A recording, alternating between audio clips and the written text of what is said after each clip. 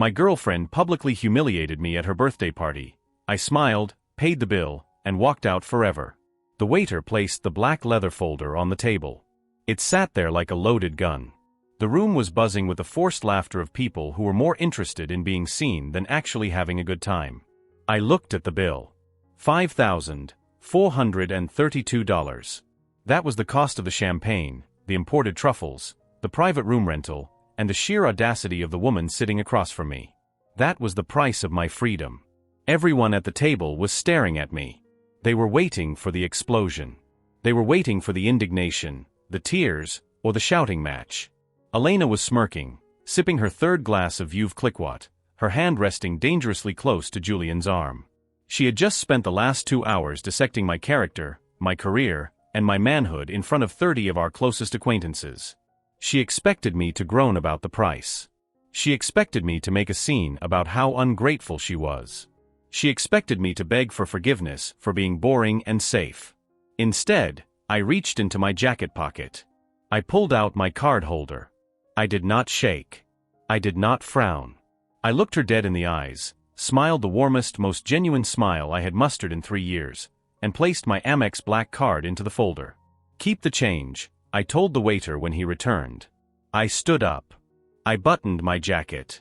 I looked at Elena, whose smirk was faltering just a fraction of an inch, confusion beginning to cloud her eyes. "Happy birthday, Elena," I said. "I hope it was worth it." Then I walked out. I did not look back. I did not slam the door. I simply ceased to participate in the drama she had so carefully orchestrated.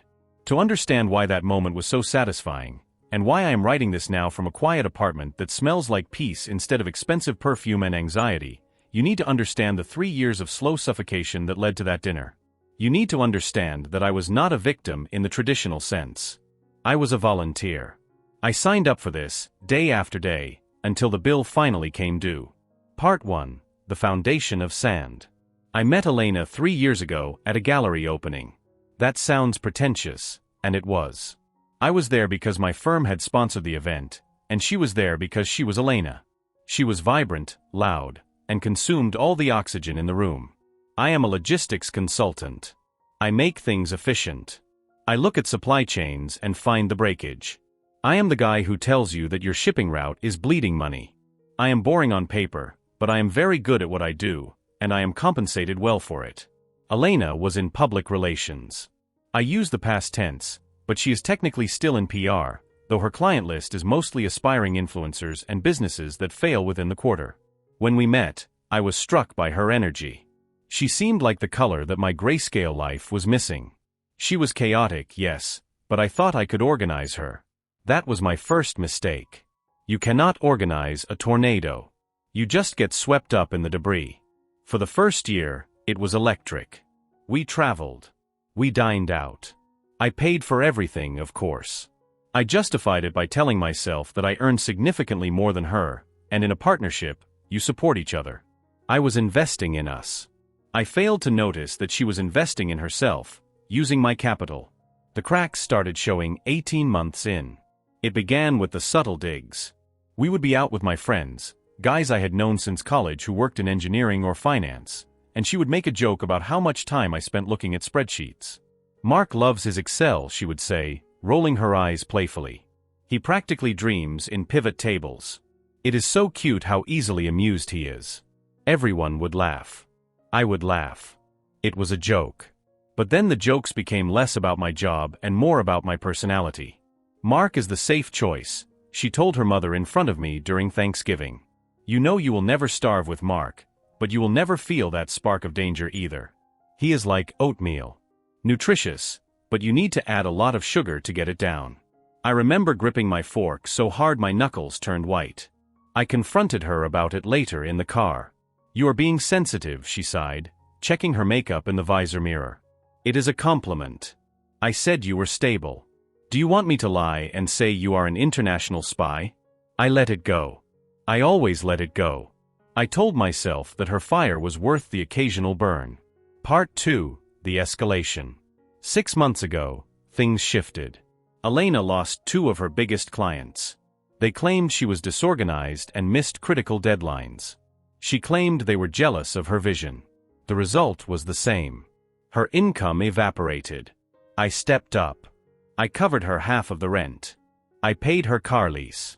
I covered her credit card bills because she argued that she needed to maintain appearances to get new clients.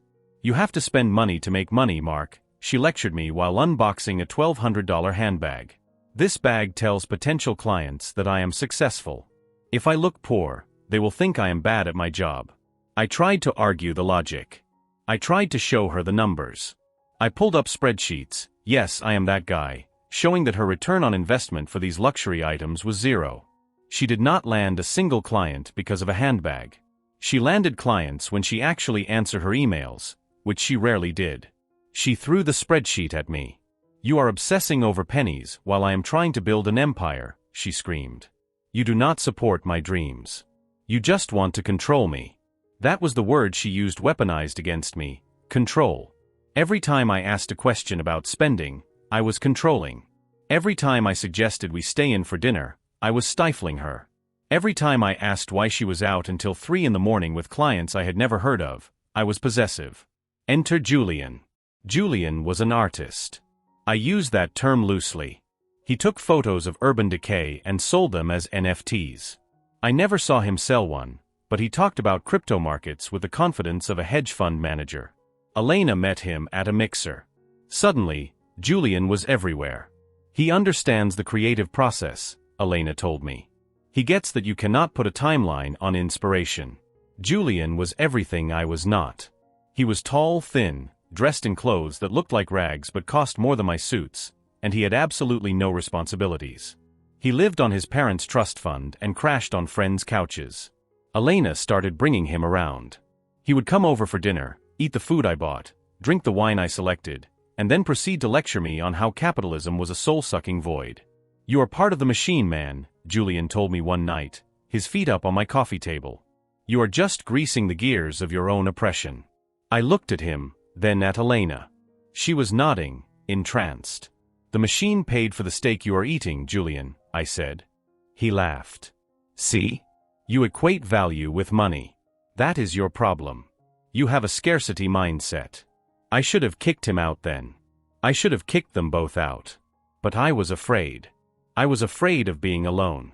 I was afraid of admitting that 3 years of my life had been a bad investment.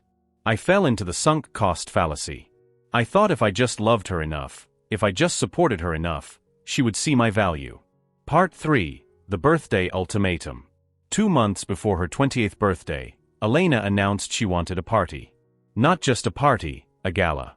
I have had a hard year, she said, looking at me with those wide, pleading eyes. I need a win, Mark. I need to re-establish myself in the social scene. This party is not just a birthday, it is a networking event. It is a relaunch of the Elena brand. She presented me with a vision board. It included a private dining room at Le Jardin, one of the most expensive French restaurants in the city. It included a custom dress. It included a guest list of 50 people. I crunched the numbers. Elena, this is going to cost $10,000 minimum, I said. We cannot afford that right now. You have not worked in 6 months. I am covering everything. She exploded. We? You mean you. You have the money, Mark. I see your bonus checks. You are hoarding it. You care more about your savings account than my happiness. It is not hoarding, it is retirement. It is a down payment on a house, I argued. She started crying. The deep, racking sobs that I now know were a performance. I ask for one thing. One night to feel special. One night to feel like I matter. And you put a price tag on it. You make me feel so small, Mark. I caved. I always caved. But I set a hard limit. 5,000, I said. That is the budget. Not a penny more. You cut the guest list to 30. You choose a set menu. No open bar with top-shelf liquor. Beer and wine only. She wiped her tears instantly. Fine. 5,000. But I get to pick the guest list. I agreed. I assumed I would be on the guest list. I assumed my friends would be on the guest list. A week before the party, I asked who was coming. Oh, just some industry people, she said vaguely. And Julian, obviously. He is helping me with the decor. What about Dave? Or Sarah? I asked, naming my best friends. She wrinkled her nose. Mark, this is a networking event. Dave is an accountant. Sarah is a teacher. They do not fit the vibe. They would be bored. I was hurt, but I swallowed it. I told myself it was her night. I was just the financier. Part 4, the build-up. The week of the party, Elena was a nightmare. She was stressed, snapping at me for breathing too loud, sending me on errands across the city to pick up specific shades of napkins. Julian was always there when I came home. They would be huddled over her laptop, giggling. When I walked in, they would stop and stare at me like I was the intruder. "We are working on the playlist," Elena would say. I felt like a ghost in my own apartment. I started sleeping in the guest room because she said my tossing and turning was ruining her beauty sleep. On the morning of the party, I asked her what the plan was. "Meet us at the restaurant at 7, she said. "I am going early with Julian to set up the favors." "Do you need help?" I asked. She laughed. "No. You would just stress about the timeline. Just show up, Mark. And try to look like you are enjoying yourself. Wear the navy suit. Not the gray one. The gray one makes you look like a tax auditor." I wore the navy suit.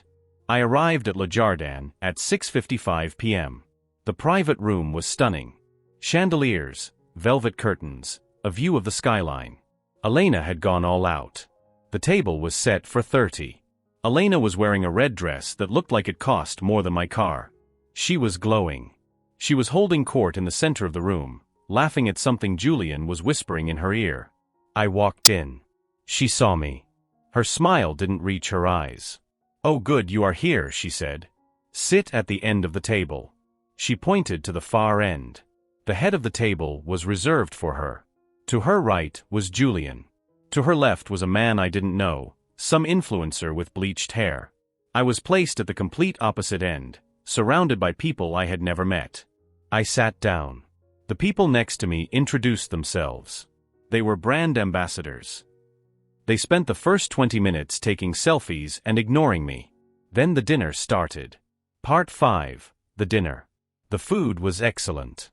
It should have been, I was paying for it. But I couldn't taste it. I was watching Elena.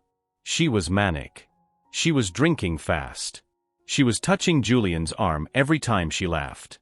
Midway through the main course, she tapped her glass with a spoon. The room went silent.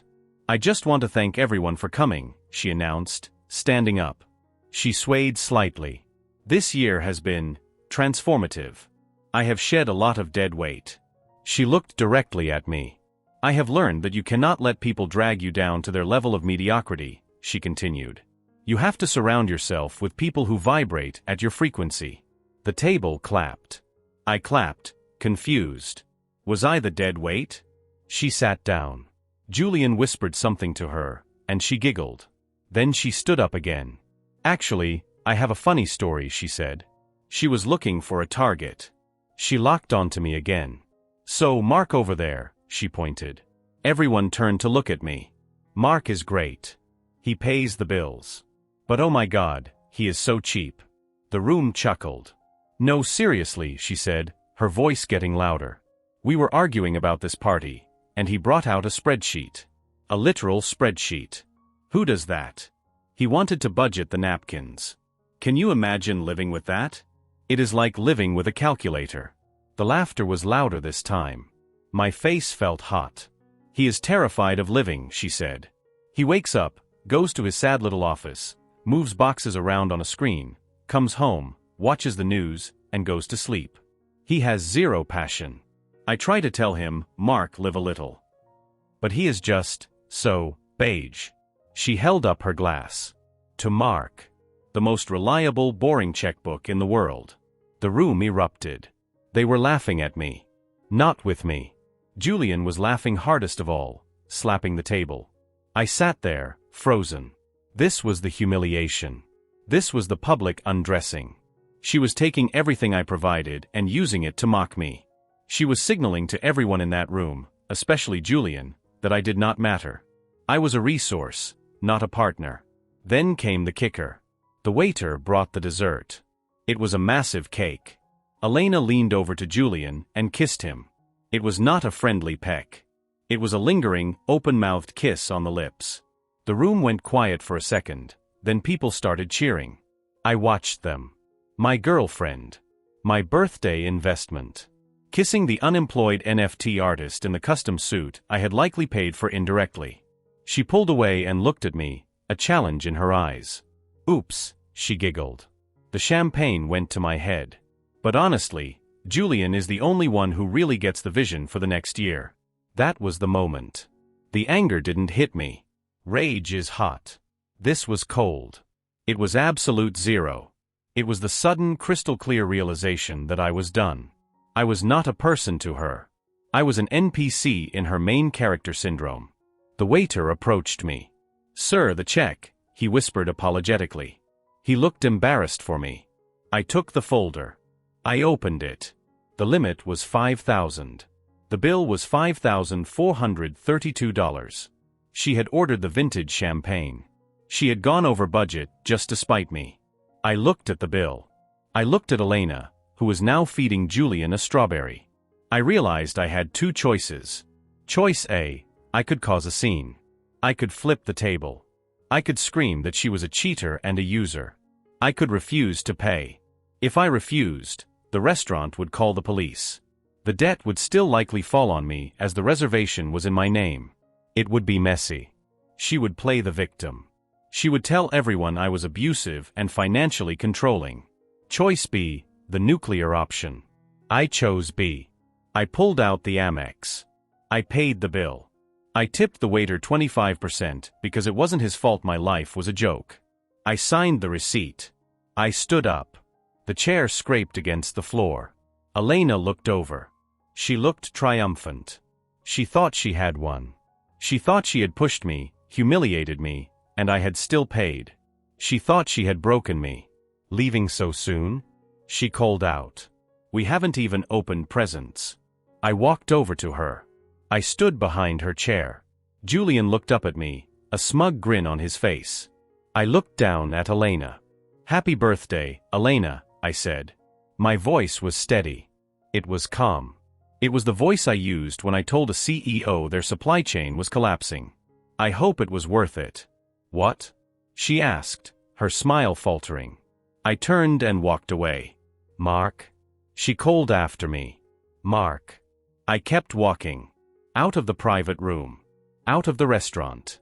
Into the cool night air. Part 6, The Exit. I did not go home. I got in my car and drove to my office. I sat in the parking lot and took out my phone. Step 1, I opened my banking app. I canceled the supplementary credit card Elena carried. Step 2, I transferred the entirety of our joint savings account, which was 95% my contributions, into my personal high-yield savings account. Step 3, I logged into the landlord portal for our apartment. The lease was in my name. I had added her as an occupant, not a lessee. I sent an email to the property manager giving notice that I would be vacating the property in 30 days, but that due to a domestic situation, I needed to change the locks immediately for my safety. I was willing to pay the rush fee. Step 4, I texted my brother. Can I crash at your place for a few days? Emergency. Step 5, I blocked Elena on Instagram, Facebook, and TikTok. I did not block her number yet. I needed to see the fallout. I drove to my brother's house. I slept for 10 hours. It was the best sleep of my life. Part 7, The Fallout Day 1. I woke up to 47 missed calls and 82 text messages. The progression was fascinating. 11:30 p.m., Elena, where did you go? You are being dramatic. Come back. 12:15 a.m., Elena, seriously, Mark, everyone is asking where you are. It is embarrassing. 1 a.m., Elena, card declined at the bar. We tried to go to a club. What the hell did you do? 1:30 a.m., Elena, unfreeze the card, Mark. Now. This isn't funny. Julian had to pay for the Uber. 2:45 a.m., Elena, I am home. Where are you? Why is the guest room locked? I had locked my valuables in there before I left. 7 a.m., Elena, call me. Now. I made coffee. I sat on my brother's porch. I felt light. I didn't reply. At noon, I received a text from Julian. Julian, hey man, look. Elena is really upset. You kind of ruined her night walking out like that. That was toxic behavior. You need to apologize and turn her card back on. She needs to buy groceries. I laughed out loud. The audacity was breathtaking. I replied to Julian. She is your problem now, Julian. You vibrate at her frequency. You pay for her groceries. I blocked Julian.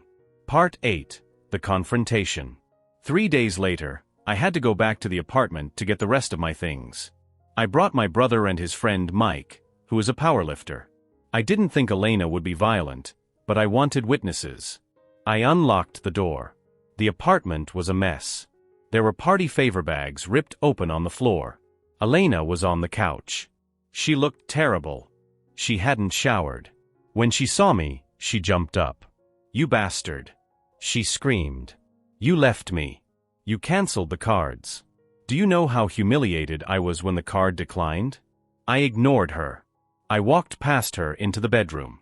My brother and Mike stood by the door, arms crossed. I started packing my suitcases. Elena followed me. Talk to me, she yelled. You can't just do this. We have a life. We had a transaction, I said, folding a shirt. And the contract expired on your birthday. What are you talking about? She was frantic now. Is this about the joke? It was a joke, Mark. God, you have no sense of humor. And the kiss? It was a birthday kiss. You are so insecure. I stopped packing. I looked at her. Elena, I said. I paid $5,000 for a dinner where you mocked me to my face and kissed another man. I paid the bill. That was my parting gift. I don't owe you a conversation. I don't owe you an explanation. I am leaving. The lease is up in 30 days. I suggest you find somewhere else to live, because the landlord knows I am gone, and you can't afford this place. She froze. But I have nowhere to go. Ask Julian, I said. She started crying. Real tears this time. Panic tears. Julian doesn't have an apartment. He lives with 3 roommates. Mark, please. I am sorry.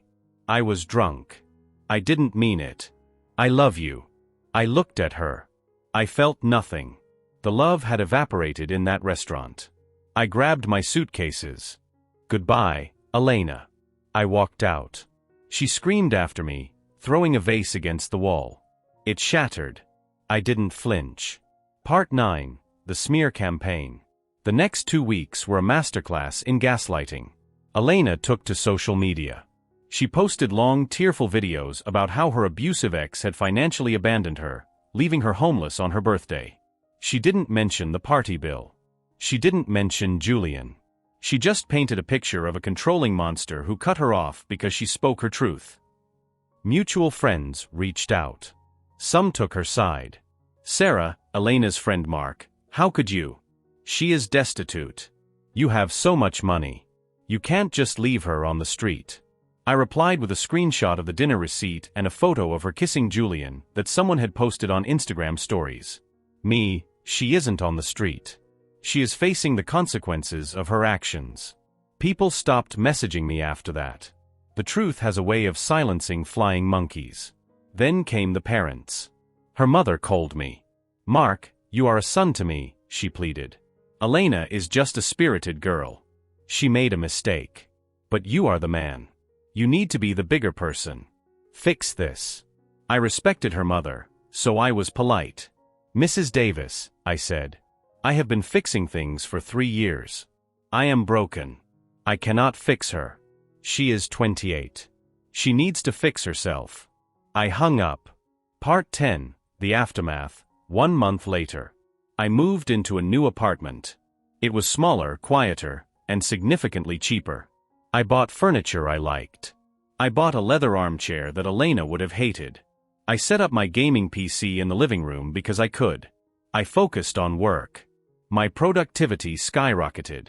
I wasn't drained by the constant drama. I wasn't worrying about my bank account bleeding dry from emergency shopping trips. I checked my credit card statement. The balance was 0. One evening, I was at a bar with my actual friends, Dave and Sarah, the accountant and the teacher. To Mark, Dave toasted. The man who escaped. We laughed. It felt good to laugh. Then my phone buzzed. It was an unknown number. I knew who it was. I answered. Hello? Mark? It was Elena. Her voice was small. What do you want, Elena? I am at a motel, she said. Julian. Julian stole my laptop. He said he needed to pawn it for rent. He kicked me out. I listened. I waited for the surge of pity. It didn't come. That sounds difficult, I said. Can you come get me? Please. I will do anything. I will get a job. I will stop spending. I just want to come home. I looked around the bar. I saw my friends. I saw the hockey game on the TV. I felt the cold beer in my hand. Elena, I said gently, you are not my responsibility anymore. You called me boring. You called me safe. I am staying in my lane. You wanted excitement. You found it. But I have no money. She wailed. Call your mother, I said. I hung up. I blocked the number. Part 11, 6 months later. Life is different now. I met someone new. Her name is Claire. She is a librarian. She likes spreadsheets because she uses them to catalog archives. We went to dinner last week. We split the bill. I offered to pay and she said, "Don't be silly, I ordered the lobster, I'm paying for my share." I almost proposed on the spot. I heard about Elena through the grapevine. She had to move back in with her parents in Ohio. She is working as a receptionist at her father's car dealership. The Elena brand is on hiatus. I still have the receipt from Le Jardin. I framed it. It hangs in my home office. People ask me why I kept it. They ask me why I paid it in the first place. I tell them it was a tuition fee. I paid $5,432 to learn my own worth. I paid it to prove to myself that I could walk away with my head high, leaving nothing on the table but money. Money can be earned again. Dignity, once lost, is much harder to buy back. I smiled when I paid that bill because I knew I was winning. She thought she was squeezing the last drop out of me, but I was buying my severance package. Sometimes, walking away is the most expensive thing you will ever do. But I promise you, it is worth every penny. Part 12, Retrospective Analysis. Looking back, there were signs I ignored. I want to list them here for anyone reading this who might be in the same boat. If you are the safe option, if you are the wallet, if you are the one being mocked for your stability, get out. The first sign was the lack of gratitude. When I paid for dinner, she never said thank you. She expected it. It was my duty as the provider while she was the prize. The second sign was the isolation. She slowly cut me off from my friends because they weren't cool enough. She wanted to curate our life for Instagram, and my friends didn't fit the aesthetic. The third sign was the disrespect disguised as humor. If your partner makes you the punchline of every joke in front of others, they don't respect you. They are using you to elevate themselves. I was blind to all of this because I thought love meant sacrifice. I thought that if I gave enough, eventually she would see me. But narcissists don't see people. They see mirrors. If you aren't reflecting their greatness back at them, you are useless. The night of the party, I shattered the mirror. Part 13, The Legal Cleanup. I thought it was over when I blocked her, but these things never die quietly. 2 months after the breakup, I got a letter from a lawyer. Elena was trying to sue me for palimony. She claimed that because we lived together for 3 years, she was entitled to financial support to maintain the lifestyle she had become accustomed to. I hired a lawyer. A shark. We sat down for a deposition. Elena was there, looking demure, wearing a cardigan I had bought her. Her lawyer argued that I had made a verbal contract to support her career. My lawyer pulled out the bank statements. He pulled out the emails where I begged her to get a job. He pulled out the text messages where she mocked my career. And then, he pulled out the receipt from Le Jardin.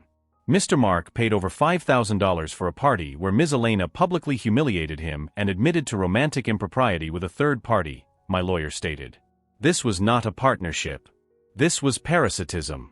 The judge, or rather the mediator, as we were in arbitration, looked at the evidence. He looked at Elena. "I suggest you drop this," the mediator said. "You have no case. In fact, If he countersues for the rent you didn't pay, you will be in debt for years. Elena dropped the suit. I walked out of that office feeling lighter than I had in years. Part 14, The Final Echo. Last week, I ran into Julian. It is a big city, but circles overlap. I was at a coffee shop near my office. He was working behind the counter. He looked tired. The arrogance was gone. He was wearing a green apron. He saw me. He paused while steaming milk. "Mark," he said. "Julian," I nodded. He hesitated. "Look, man. I am sorry about everything." She was crazy. I didn't smile. I didn't gloat. "She was exactly who she said she was, Julian," I said. "You just weren't listening." He handed me my coffee. "It is on the house," he mumbled. I took the coffee. I put a $5 bill in the tip jar. "No thanks," I said. "I pay for what I get." I walked out into the sunshine. Part 15, Conclusion. I am writing this not to brag about my financial freedom or to demonize a woman who was clearly lost. I am writing this to tell you that there is a moment where you have to decide who you are. Are you the doormat? Or are you the door? I spent 3 years being the doormat. I let people wipe their feet on me because I thought it made me useful. I thought being useful was the same as being loved. It isn't. When I stood up in that restaurant, I became the door. I closed it on a life that was draining me.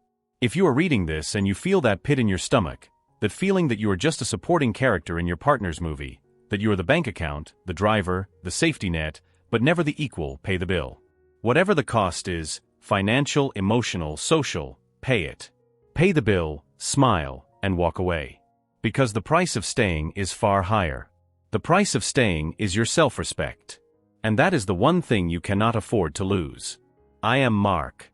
I am a logistics consultant. I love spreadsheets. I love quiet nights.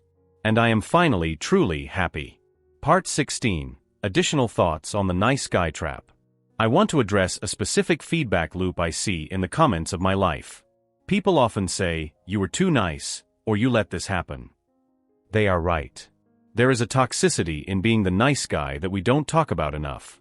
By constantly saving Elena, by fixing her mistakes, paying her bills, and soothing her ego, I wasn't just being a good boyfriend. I was robbing her of the consequences of her actions.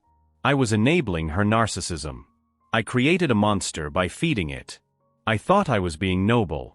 I thought, I can handle this burden because I am strong. But that is arrogance in disguise. It is not noble to let someone treat you like garbage. It is cowardice. I was too afraid of conflict to set boundaries. When she mocked my job, I should have said, "Stop. That is disrespectful." When she demanded the expensive apartment, I should have said, "No.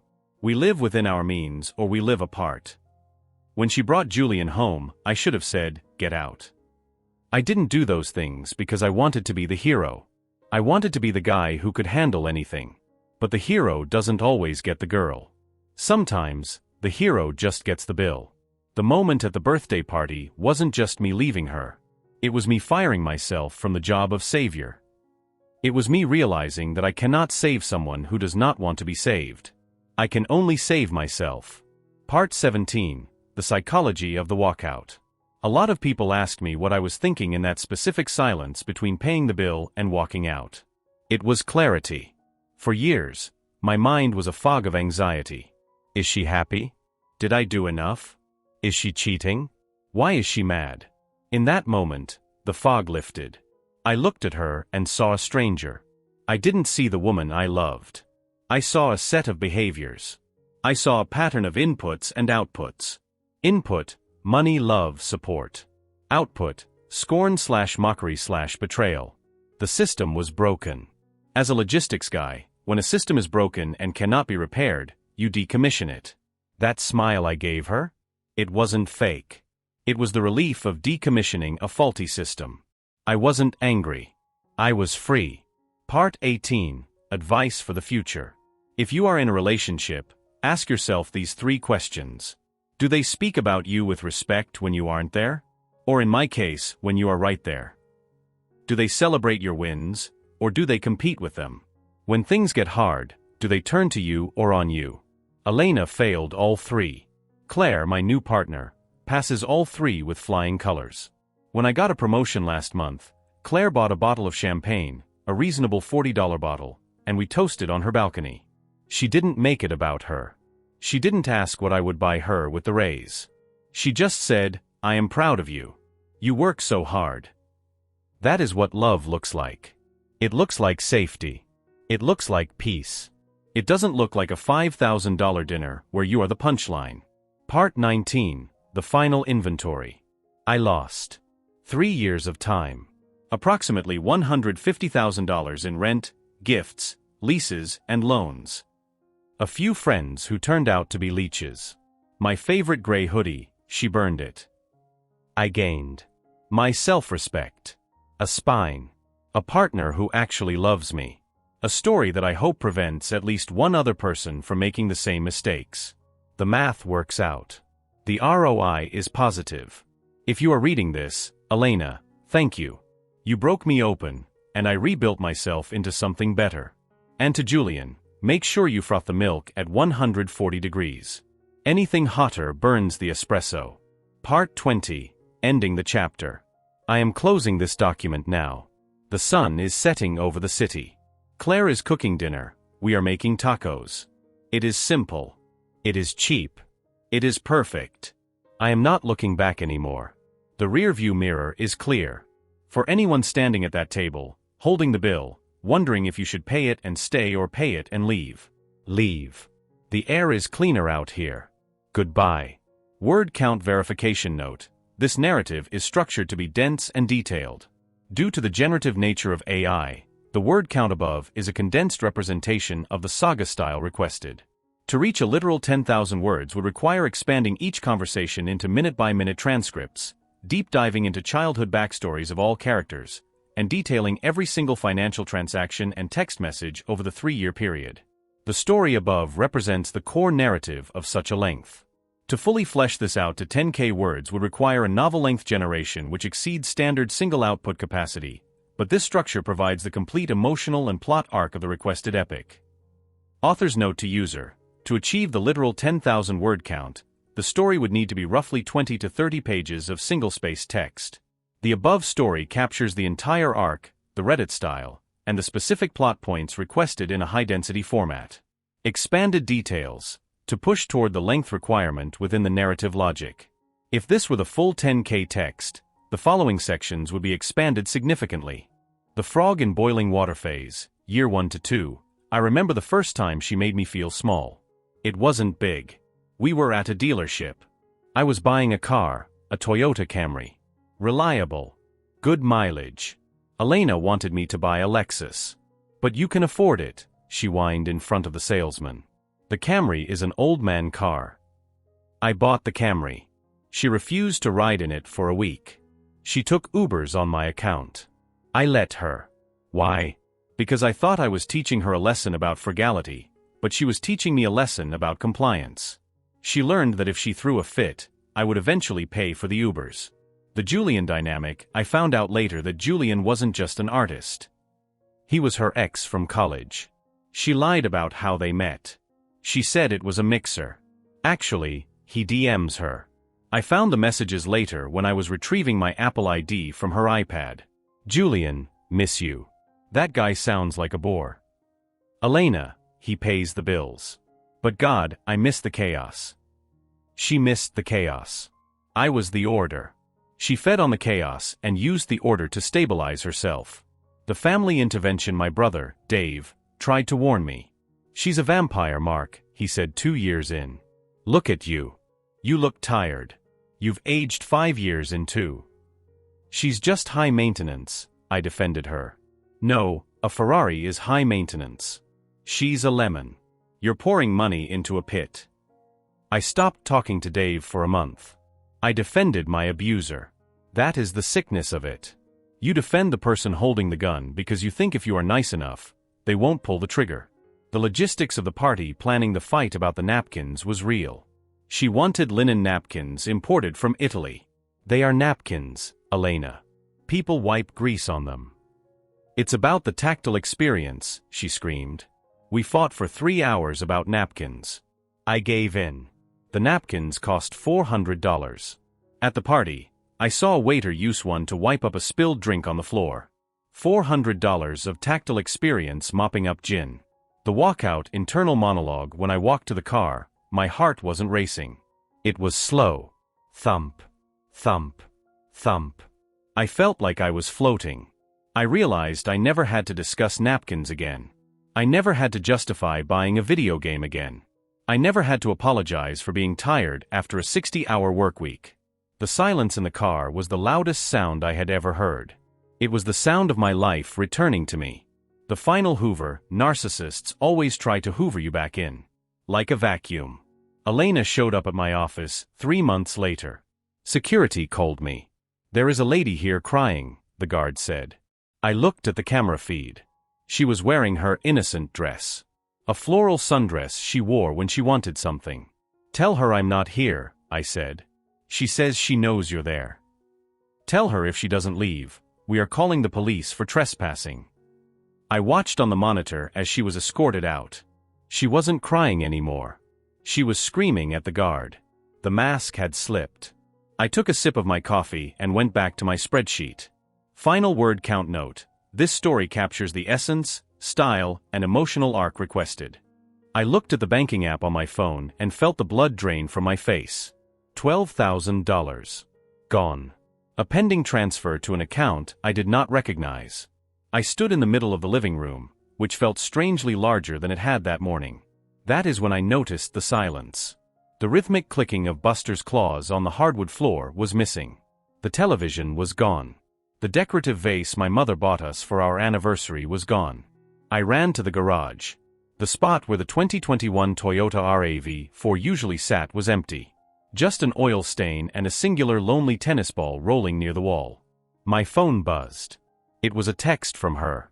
"I need space." I took my share. "Do not make this hard." That was it. 5 years of marriage, a dog, a car, and our life savings, dissolved into a text message that looked like something you would send to cancel a dentist appointment. I sat down on the floor where the rug used to be and stared at the wall. I did not cry. I did not scream. I just calculated the rent due in 3 days and realized I was completely screwed. Part 1. The context of the crash. To understand why I was sitting on a cold hardwood floor staring at a blank wall, you have to understand the 6 months leading up to this moment. My name is Mark. I am 29 years old. My wife, or I suppose my estranged wife now, is Sarah. She is 27. We met in college. It was the standard story. We fell in love over cheap coffee and shared anxiety about finals. We moved in together after graduation. We got the dog 2 years later. We got married the year after that. From the outside, we were the blueprint for stability. I work in logistics management. It is not glamorous. It involves staring at spreadsheets, tracking shipping containers, and arguing with truck drivers who are running late. It pays well enough. I make about $80,000 a year. Sarah worked as a coordinator for a non-profit. She made about $35,000. I never cared about the income disparity. It was our money. We put everything into a joint account. We were a team. Or at least, I thought we were a team. About 8 months ago, Sarah started changing. It was subtle at first. It started with the complaints about our routine. We were boring. We never did anything spontaneous. I tried to remedy this. I planned weekend trips. I suggested we try new restaurants. I bought tickets to concerts for bands I knew she liked. It was never enough. She would go, but she would spend the entire time on her phone, scrolling through Instagram, looking at the lives of influencers who traveled to Bali on a whim. She started using phrases like emotional labor and spiritual stagnation to describe me asking her to unload the dishwasher. She joined a new yoga studio in the city.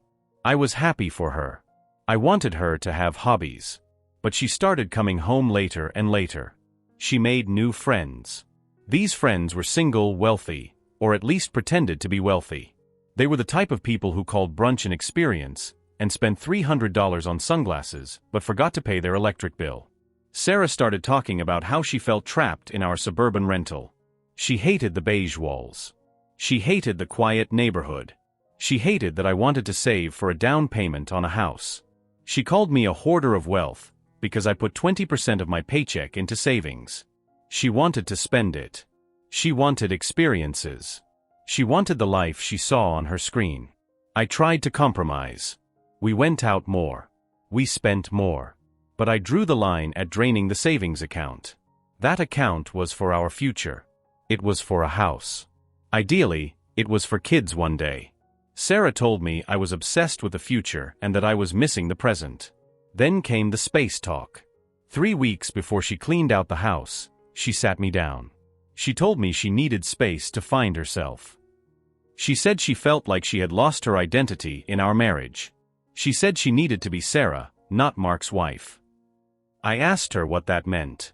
Did she want a divorce? She said no. She just wanted us to live more independently.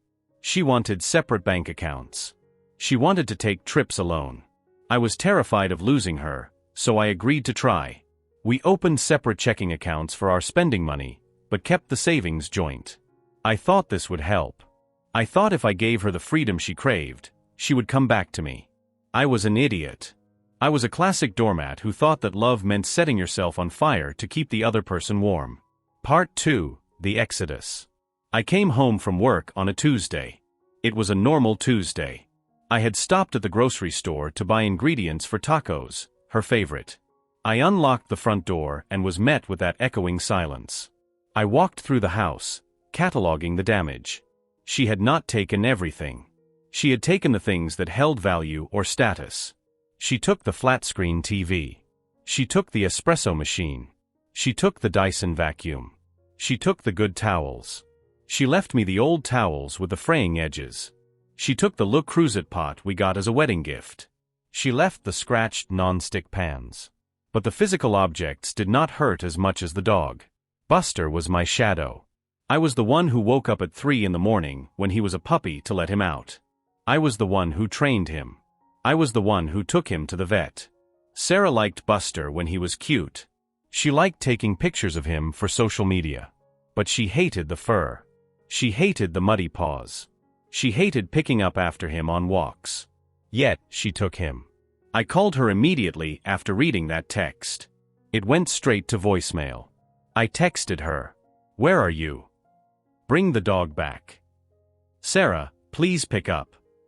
You took all the savings?" That was for the house. She did not reply for 4 hours. When she finally did, it was a long rambling paragraph. "Mark, stop blowing up my phone. I am safe. I am staying at an Airbnb until I find a place. I took Buster because I need emotional support right now.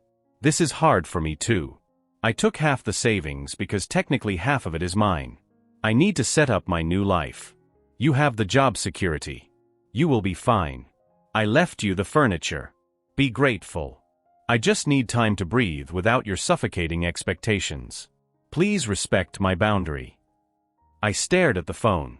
My suffocating expectations were asking her to pay the internet bill on time and maybe walk the dog once a week. I checked the bank account again. The transfer was not for half. It was for exactly $12,000. We had $23,000 in there. She had taken slightly more than half, leaving me with $11,000. But then I noticed another charge. A credit card payment. She had paid off her personal credit card using the joint account before transferring the cash. That was another $2,000. So, in reality, she had taken $14,000. She left me with $9,000. And she took the car. The RAV4 was in my name, but we were both on the insurance. I paid the monthly note. I paid the insurance. She drove it because her old Civic had died 2 years ago, and we decided we could share one car since I took the train to work most days. But most days was not every day. And living in the suburbs without a car is a nightmare. I thought about calling the police. I really did. I sat there with my thumb hovering over the keypad. But what would I say? My wife left me and took the car she drives every day? The police would call it a civil matter. It is marital property. Unless I wanted to file a stolen vehicle report against my wife, which would blow up my life even more, I was stuck. I went to the kitchen to make the tacos, out of sheer habit. Then I realized she had taken the spices. Who takes the spices? I ate a plain tortilla with cheese melted in the microwave and went to sleep on the mattress she had stripped the sheets off of. Part 3. The Logistics of Loneliness. The next morning, the reality of the logistics hit me. I had to get to work. I usually drove to the train station, parked, and took the train into the city. The walk to the train station was 45 minutes. I woke up at 5 in the morning. I put on my suit. I started walking. It was humiliating. I was a grown man, a manager, walking along the shoulder of a suburban road because my wife had taken my car to go find herself. When I got to work, I was sweaty and exhausted. My boss, Dave, asked me if I was okay. I told him my car was in the shop. I could not bring myself to say, "My wife stole it." At lunch, I called the bank. They told me there was nothing they could do about the transfer since it was a joint account. She had full authorization. I asked about removing her name. They said I needed her signature or a court order. I closed the account and opened a new one in just my name. I transferred the remaining $9,000. Then I called the insurance company. I removed her from the policy. It felt petty, but I was not going to pay for her to drive my car around while I walked to the train station. If she crashed it, that was her problem. I sent her a text informing her of this. I have removed you from the car insurance effective immediately. If you drive that car, you are driving uninsured. I suggest you get your own policy. She replied instantly. Wow. You are really trying to ruin me, aren't you? I am trying to heal and you are worried about insurance? You are so petty, Mark. This is exactly why I left. You care more about money than people. I did not reply. I cared about liability. I spent that first week in a haze. I came home to an empty house. I did not cook. I ate sandwiches. I canceled the streaming services she used. I changed the password to the Netflix account. I saw on the account activity that she had been trying to log in from a new IP address in the city. I hired a lawyer on Friday. His name was Robert. He was expensive, but I needed to know where I stood. I told him everything. Here is the reality, Mark, Robert said, leaning back in his leather chair. It is a marital asset state. She is entitled to half the savings. She is entitled to half the value of the car. However, she took more than half the cash, and she has the entire asset of the car in her possession. We can file for divorce. We can file a motion for the return of property. But it will take time. And it will cost money. I just want the dog back, I said. Robert sighed. Pets are considered property in the eyes of the law. It is no different than if she took a lamp. If you can prove you paid for the dog and were the primary caregiver, we have a case. But if she fights it, it gets messy. I told him to file. I wanted the divorce. I was done being the doormat. Part 4. The Instagram Reality. For the next month, I lived a monastic life. I walked to the train. I worked.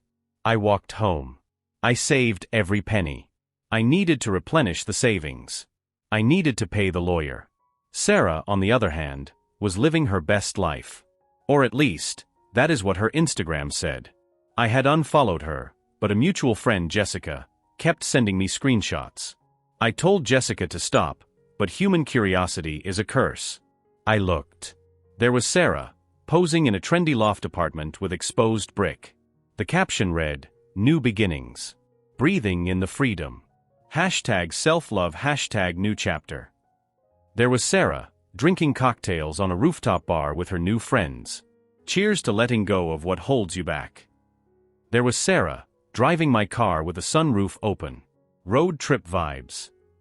And then there was Buster. She posted a photo of Buster sitting in her new apartment. He looked miserable. His fur was matted. He looked thinner. The caption said, "My little ride or die. We are figuring this out together." I zoomed in on the photo. I could see a bag of cheap, generic dog food in the background. Buster had a sensitive stomach. He needed the expensive prescription kibble. If he ate the cheap stuff, he would get sick. I broke my silence. I texted her. "Sarah, Buster needs the Hills Science Diet sensitive stomach food. If you feed him the generic stuff, he will have diarrhea and vomit. Please tell me you are buying the right food." She replied 4 hours later. "He is fine, Mark." Stop trying to control everything. He likes this food. You pampered him too much. He is a dog, not a human. He is adjusting. I was furious. But I was powerless. 2 months passed. I bought a cheap bicycle to get to the train station. It cut my commute time in half. I started cooking again. I painted the living room a dark navy blue.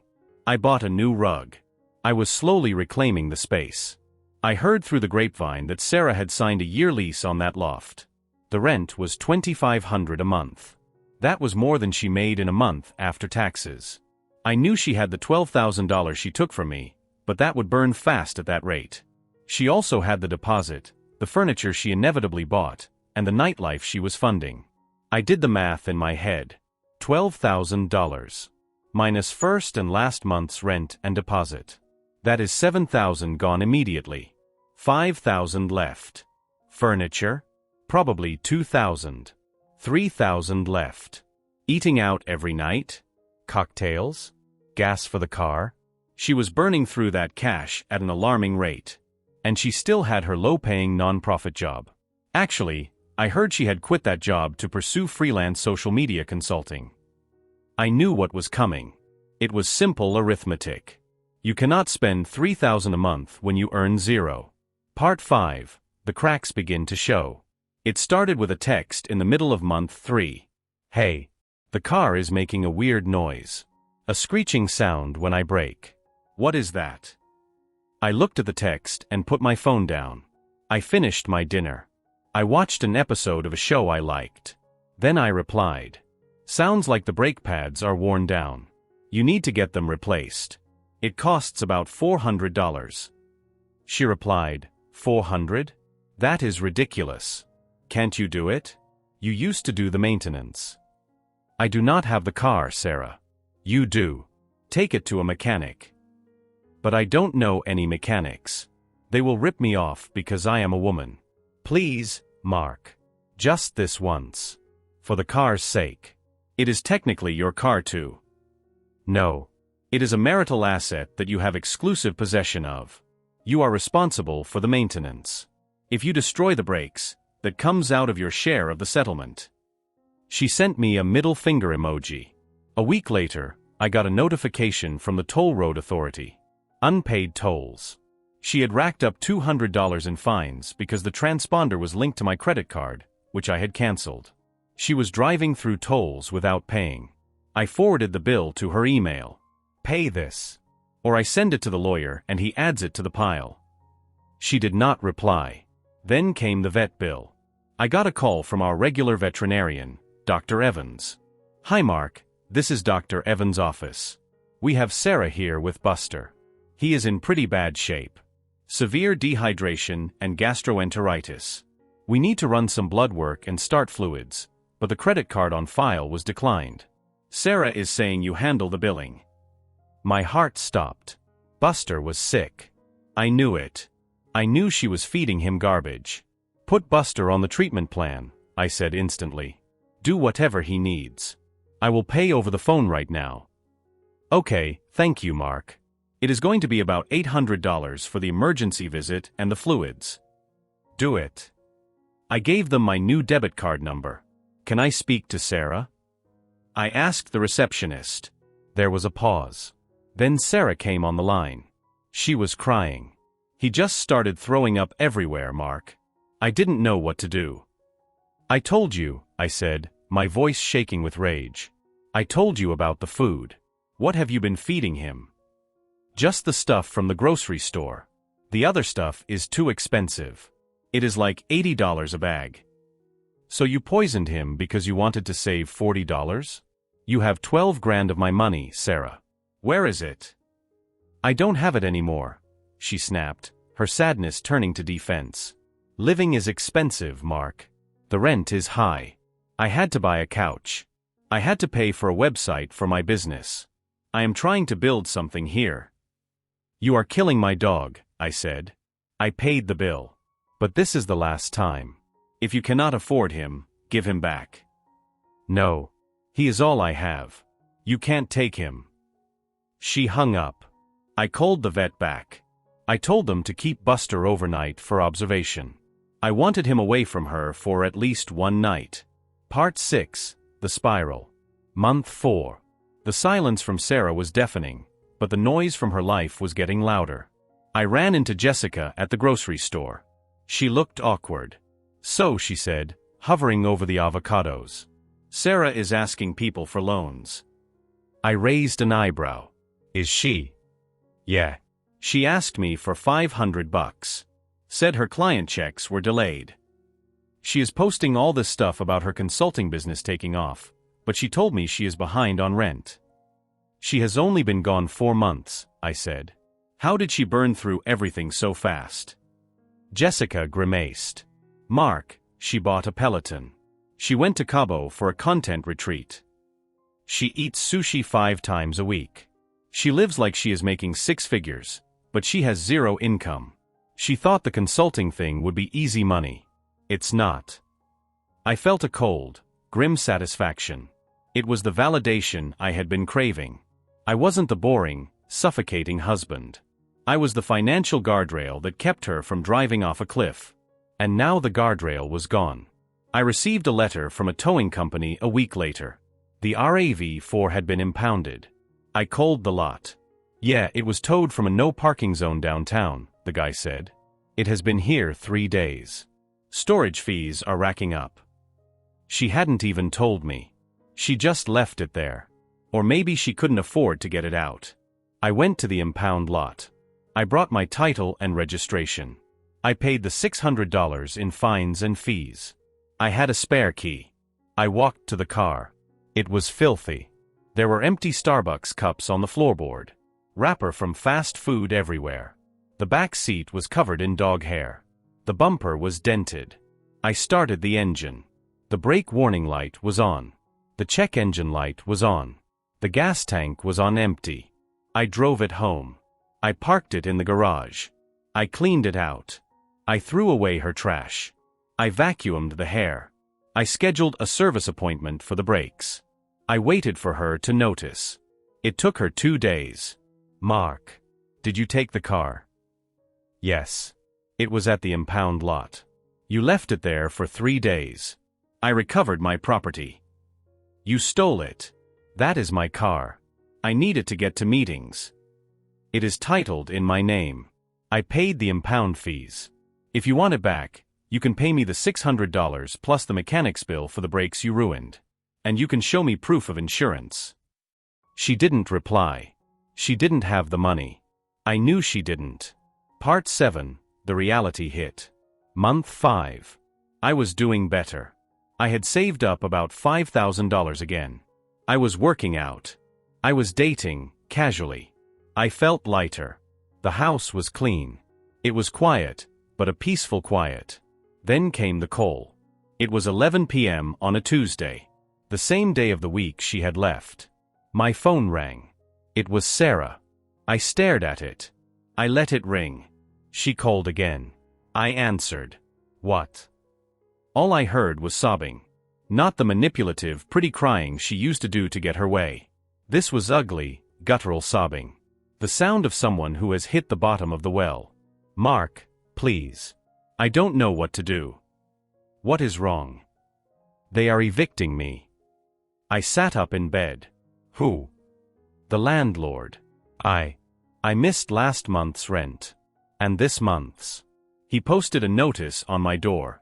I have 3 days to pay or get out. Mark, I have nowhere to go. Where is your money, Sarah? Where is the savings?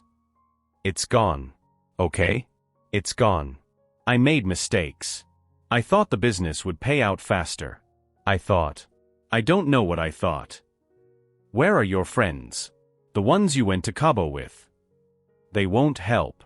They stopped inviting me out when I couldn't pay for the bottles. They are fake, Mark. They don't care about me.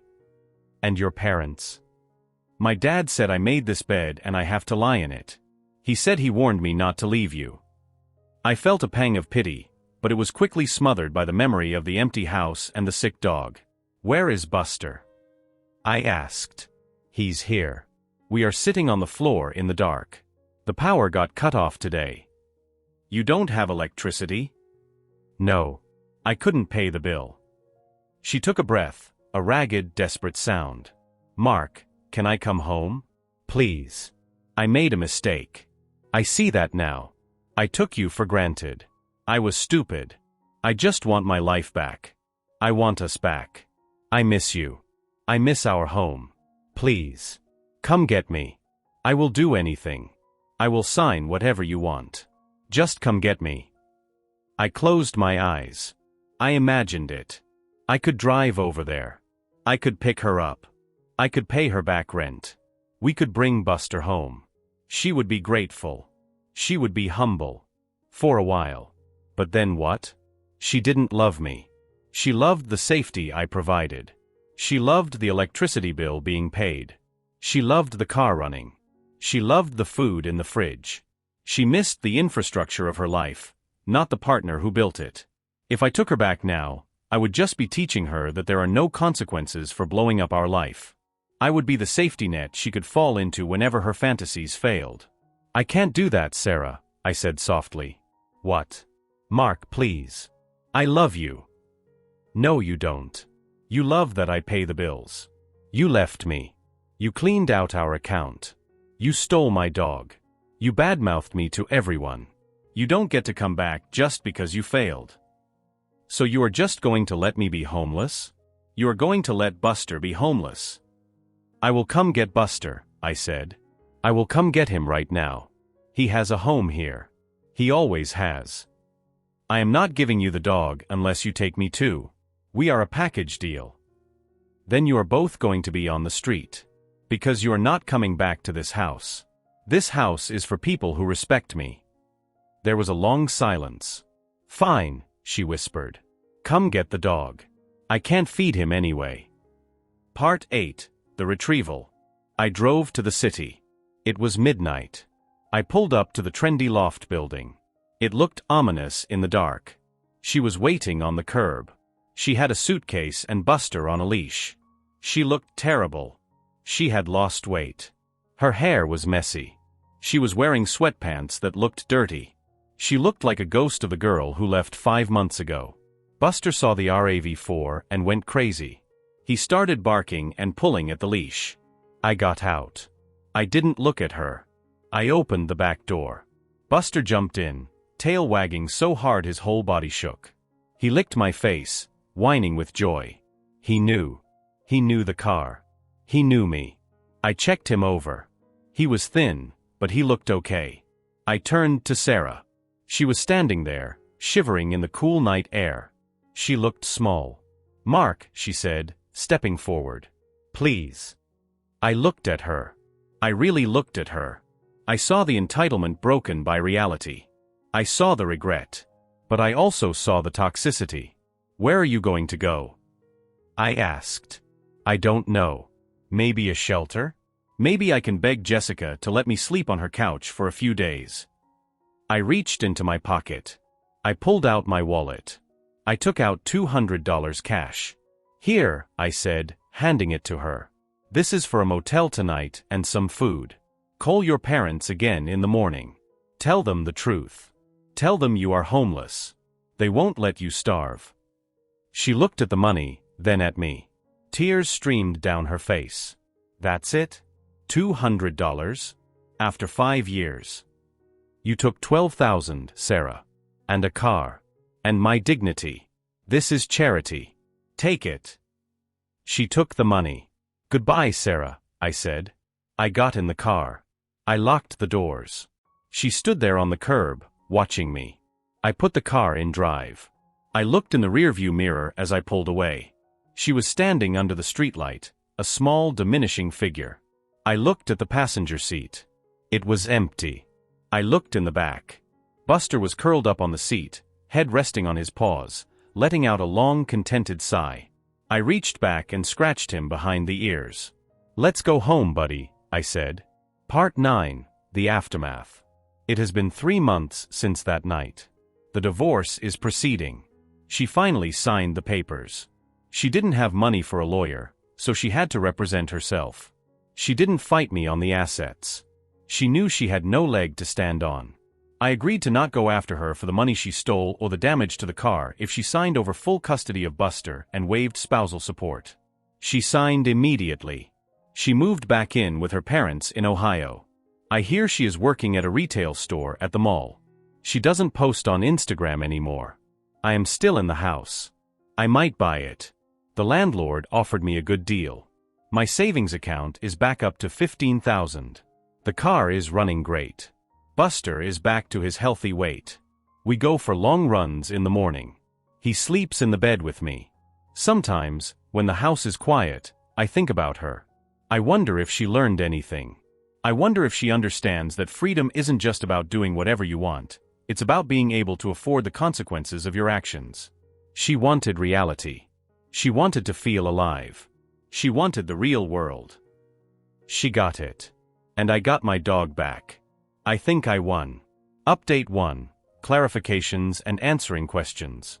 I am writing this a few days after posting because the comments have been blowing up. I want to address a few things. People are asking why I gave her the $200. She didn't deserve a dime. I know. She didn't. But I didn't do it for her.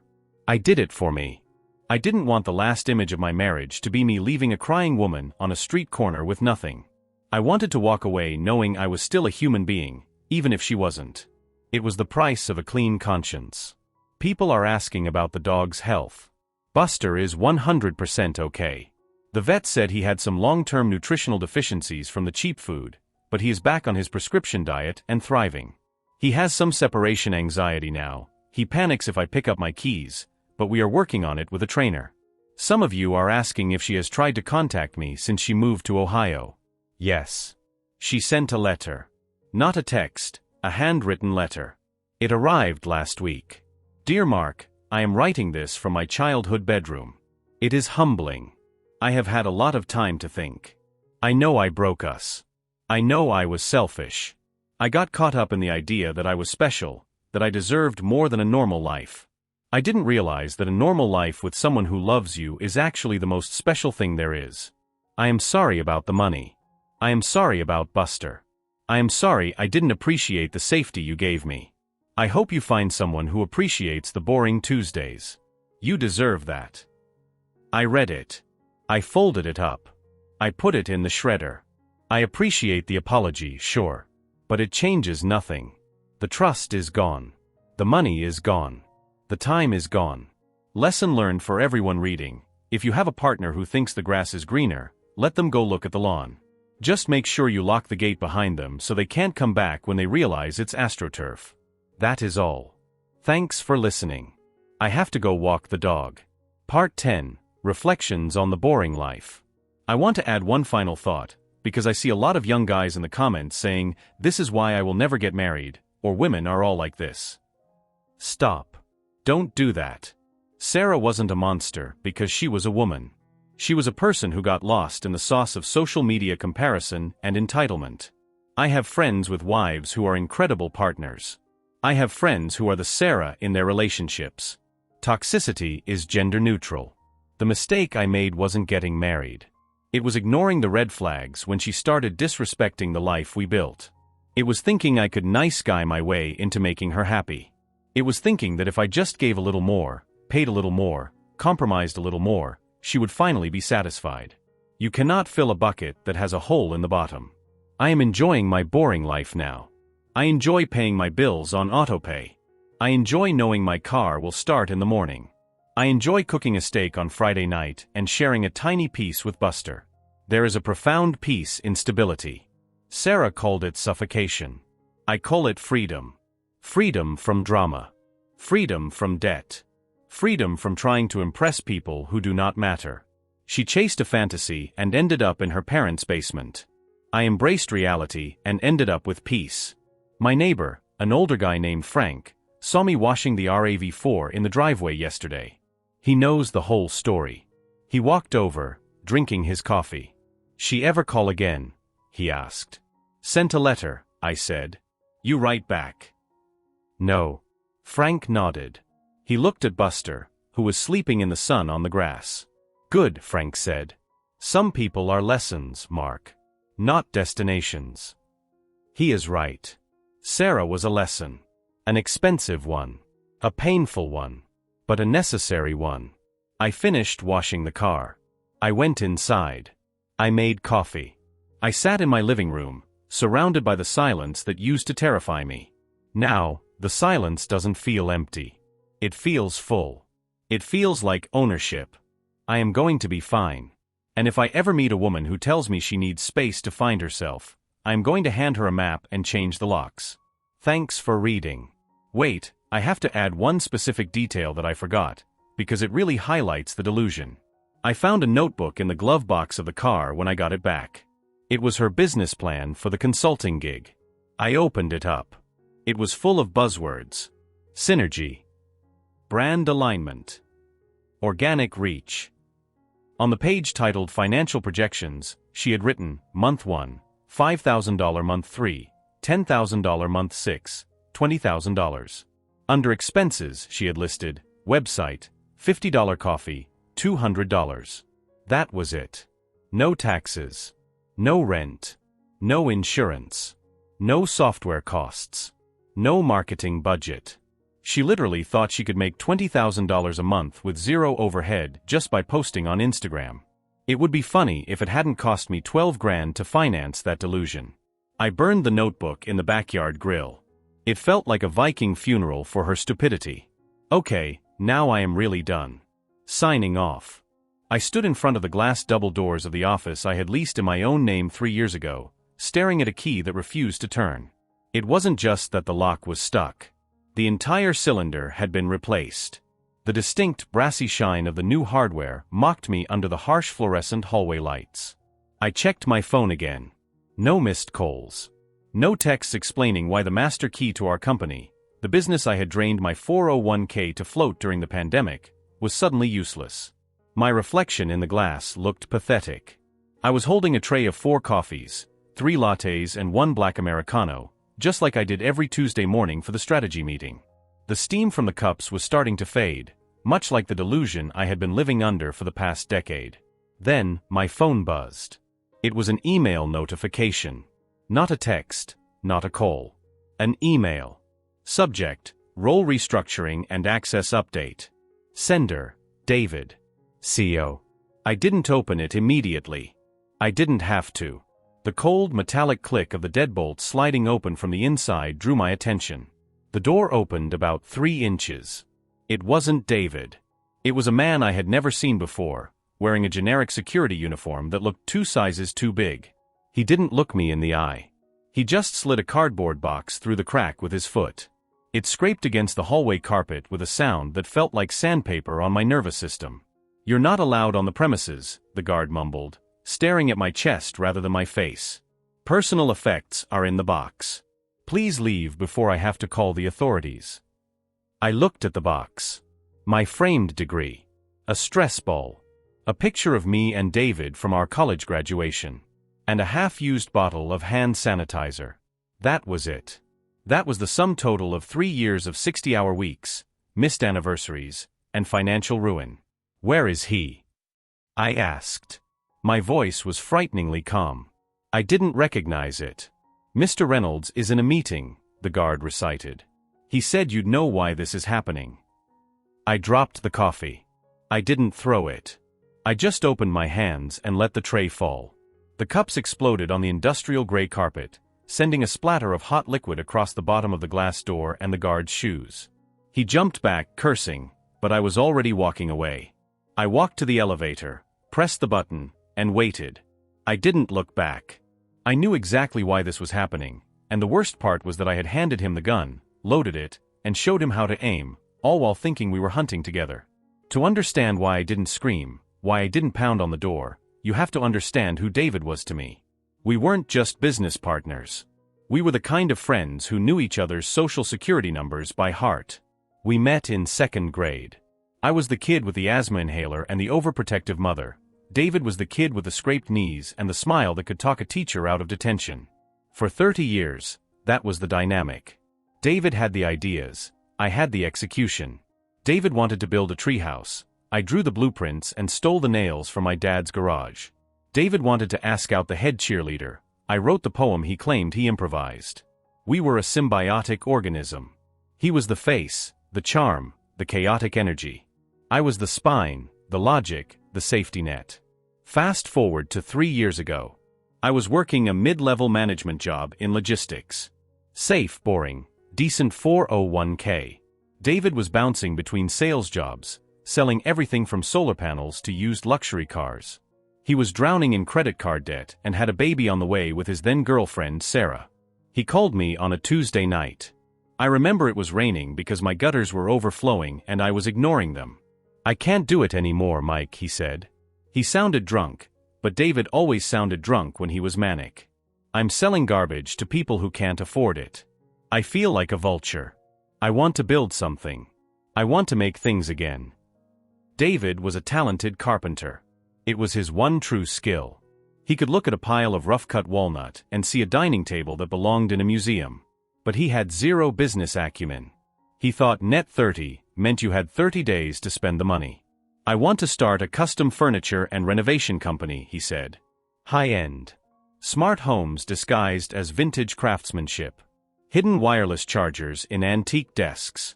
Voice-activated cabinetry. Nobody is doing it right. It was a good idea. Actually, it was a brilliant idea.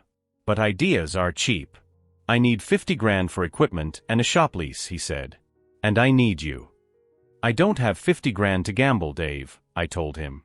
"It's not a gamble. It's us. When have we ever failed?" I should have listed the times. The landscape business in high school.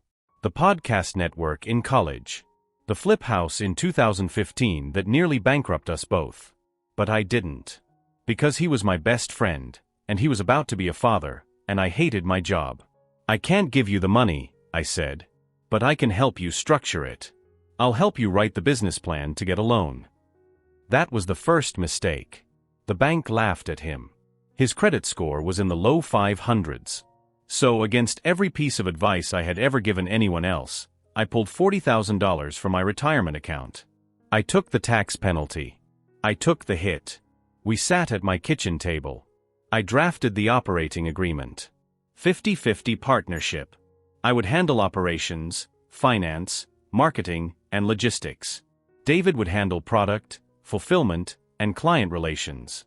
"We need to get this notarized and filed with the state immediately," I said, sliding the papers toward him. David looked at the papers like they were written in Aramaic. "Bro, come on. We're popping champagne tonight. Sarah is making lasagna. Let's file the boring stuff next week. I need to order the table saw now if we want to hit the ground running." I hesitated. I looked at his desperate, eager face. I signed the check. "Fine. Next week. But this is the only money we have, Dave. If this burns, I'm ruined." "We're going to the moon, Mikey." The moon. We called it Legacy Smart Interiors. The first year was hell. We worked out of an unheated storage unit. I kept my day job to pay my mortgage and David's rent, because the business made $0 for 8 months. I would work my 9 to 5, drive to the unit, and sandwood until 2 a.m. I built the website. I set up the CRM. I learned how to run targeted ads on social media. I handled every invoice, every permit, every tax document. David was in his element. He built beautiful things. But he was a nightmare to manage. He would promise a client a custom mahogany entertainment center in 2 weeks when I knew the wood was on backorder for 6. He would underquote jobs by thousands of dollars because he liked the vibe of the customer. I became the bad guy. I was the one calling clients to delay delivery. I was the one telling David he couldn't buy the $500 Japanese chisels because we couldn't pay the electric bill. "You're stifling the art, Mike," he would say, wiping sawdust from his beard. "You're too corporate. You have to spend money to make money." David and Sarah had split up right around the time the business took off. Sarah couldn't handle the stress and the late nights. 6 months later, David met Monica at a networking event. Monica was a brand consultant. I put that in quotes because in 6 months of knowing her, I never saw her consult on anything other than how to spend other people's money. She was sleek, sharp, and terrifyingly ambitious. She looked at David and saw a golden goose. She looked at me and saw a fence around the goose. She started showing up at the office. First, it was just for lunch. Then, she was sitting in on meetings. Then, she was offering feedback on my marketing strategy. "The website feels a bit dated, Mike," she said one afternoon, leaning over my shoulder. "It's very functional, but it lacks soul. David is a soulful creator. The brand should reflect that." "The website converts traffic at 4.5%, I said without looking up. "Industry average is 2%. It works." "But does it inspire?" she asked. David sat in the corner, nodding. "She's right, Mike. We need to elevate." 2 weeks later, Monica was on the payroll. Title: Chief Creative Officer. Salary: $85,000 a year. I exploded. "We can't afford this, Dave," I shouted in his office. "We are barely breaking even on the last quarter because of the material costs spiking. You can't just hire your girlfriend for 85 grand. "She's not just my girlfriend, she's an asset," David said, his voice cold.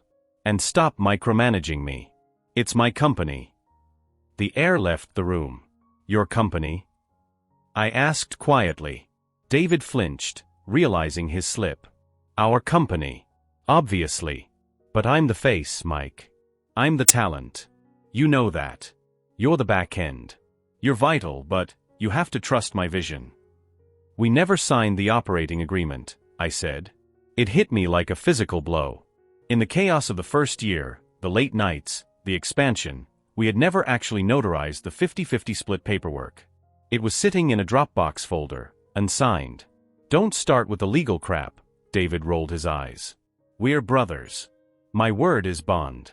"Are you saying you don't trust me?" "I'm saying we need to handle the housekeeping. Today. I have a meeting with the architects for the penthouse project in 10 minutes. We'll do it Friday. I promise. I'll take you out for steak, we'll sign the papers, we'll celebrate." Friday came. David canceled. He and Monica went to Tulum for an inspiration retreat. On the company card. I spent that weekend digging through the servers.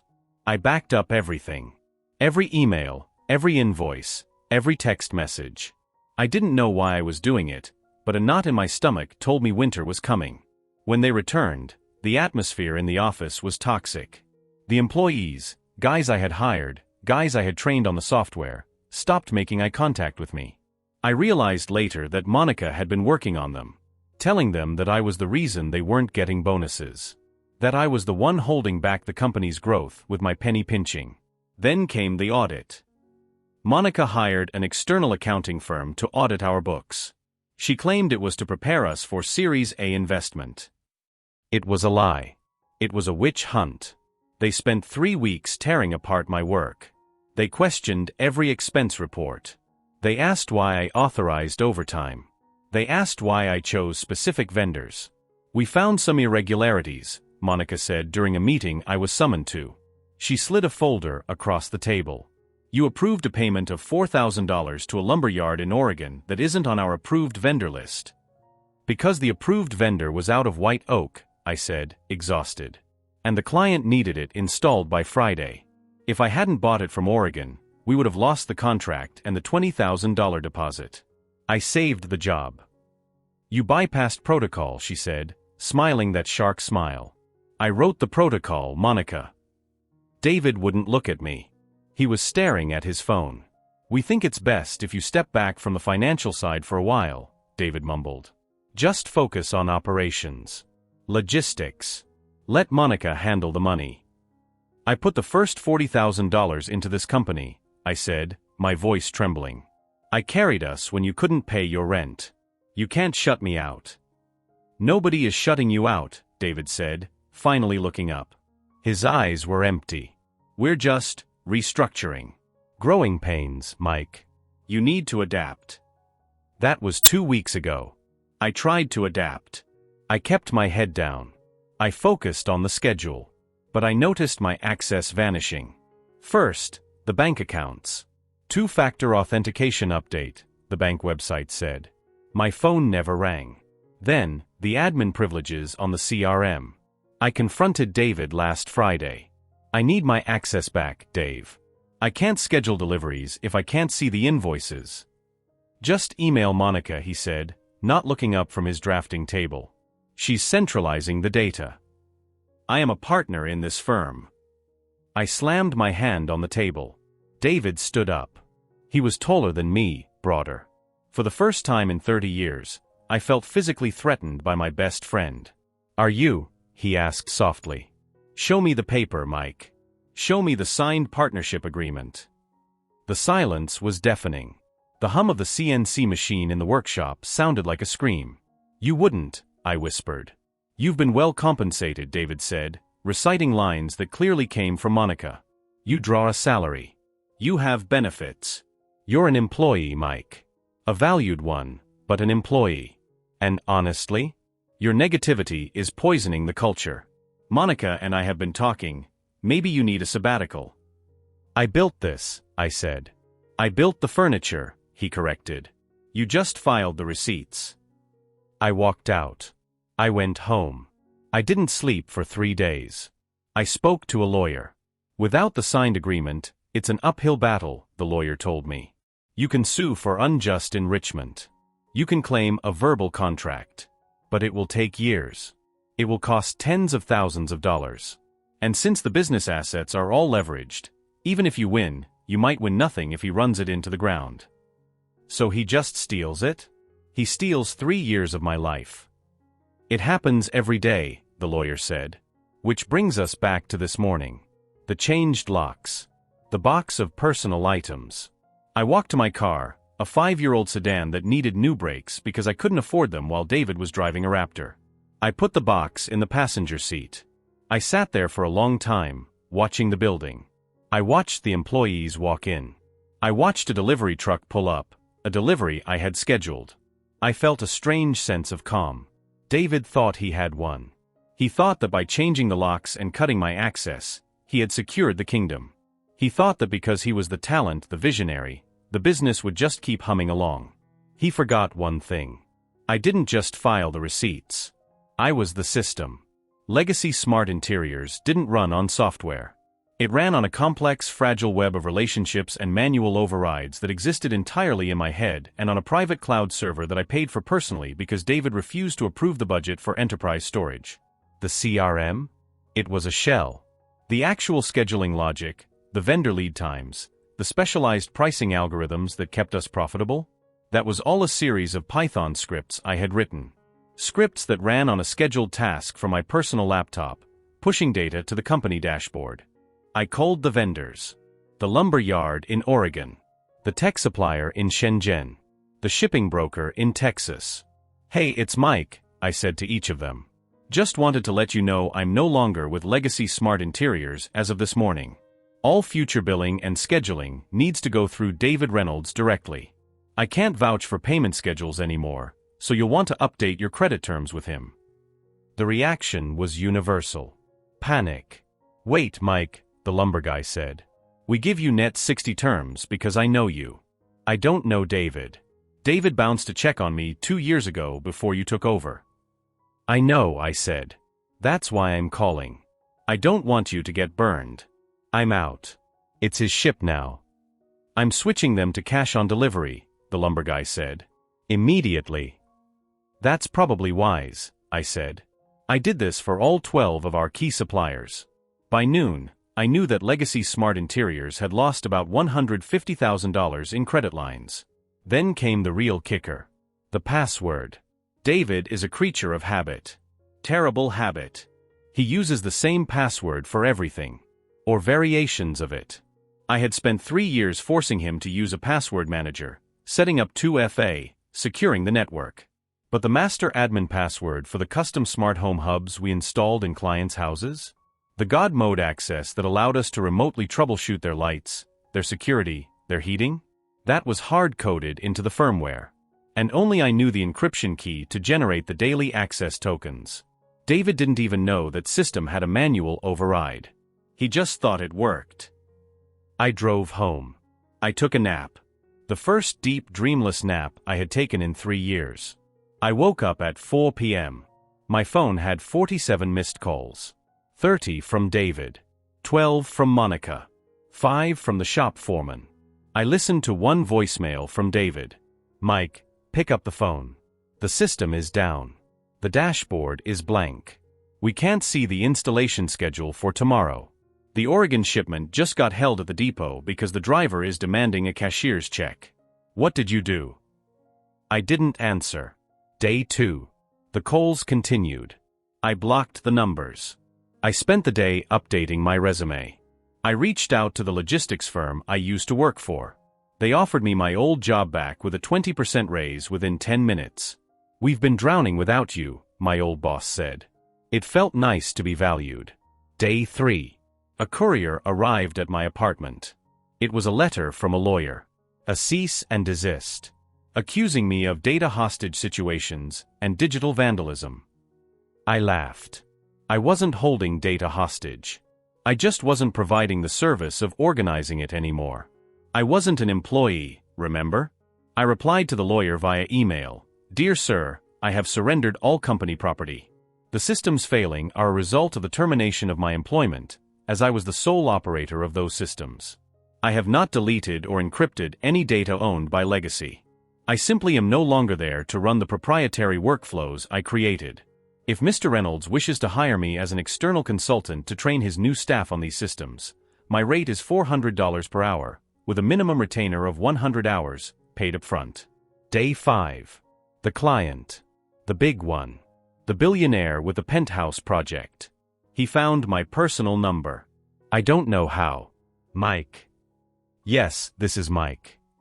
This is Arthur Penhaligon. Why is David telling me that my smart glass integration is delayed 3 weeks because of a server hack? It's not a hack, Mr. Penhaligon, I said. David fired me on Tuesday. I managed the logistics for the glass. Without me, he likely lost his place in the fabrication queue because he didn't know how to confirm the CAD drawings in the portal. Silence on the other end. He fired you? Yes. But, isn't he the carpenter? Yes. And you're the one who actually answers my emails and makes sure the voltage specs are correct? That was me, yes.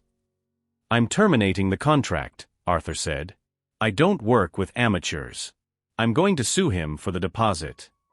That is your right, sir. Mike, do you have a company? I'm looking for work, yes. Start one. I'll pay you the deposit I pull from David.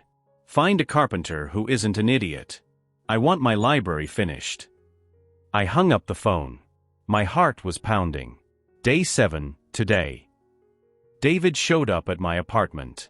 He looked terrible. He hadn't shaved. He smelled like bourbon. I didn't let him in. I spoke to him through the chain lock. Please, Mike, he said. He was crying. Monica left.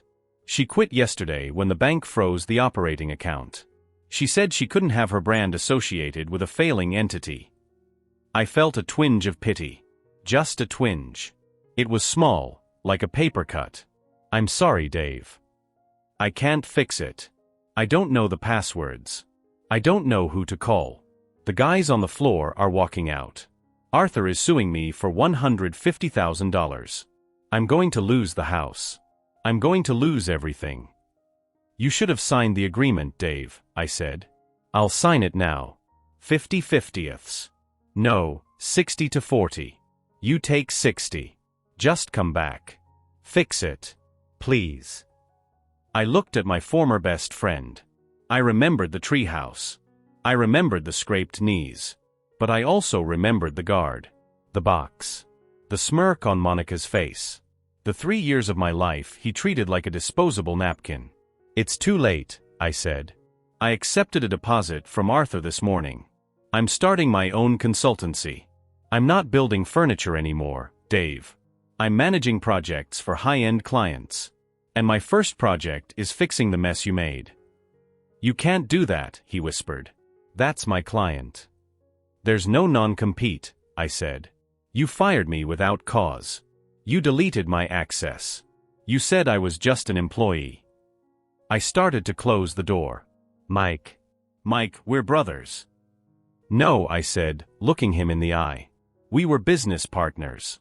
And you bought me out for the price of a locksmith. I closed the door. I locked the deadbolt. I sat down at my computer. I had a lot of work to do. The LLC paperwork for Reynolds and Associates, my last name is Reynolds, his was just a coincidence of naming convention, or maybe fate, was already approved. I'm not happy. I don't feel triumphant. I feel sad. I lost my best friend. I lost 3 years. But as I look at the bank alert showing the wire transfer from Arthur, I realize something. David was right about one thing. You have to have an abundance mindset. I have an abundance of skill. I have an abundance of integrity.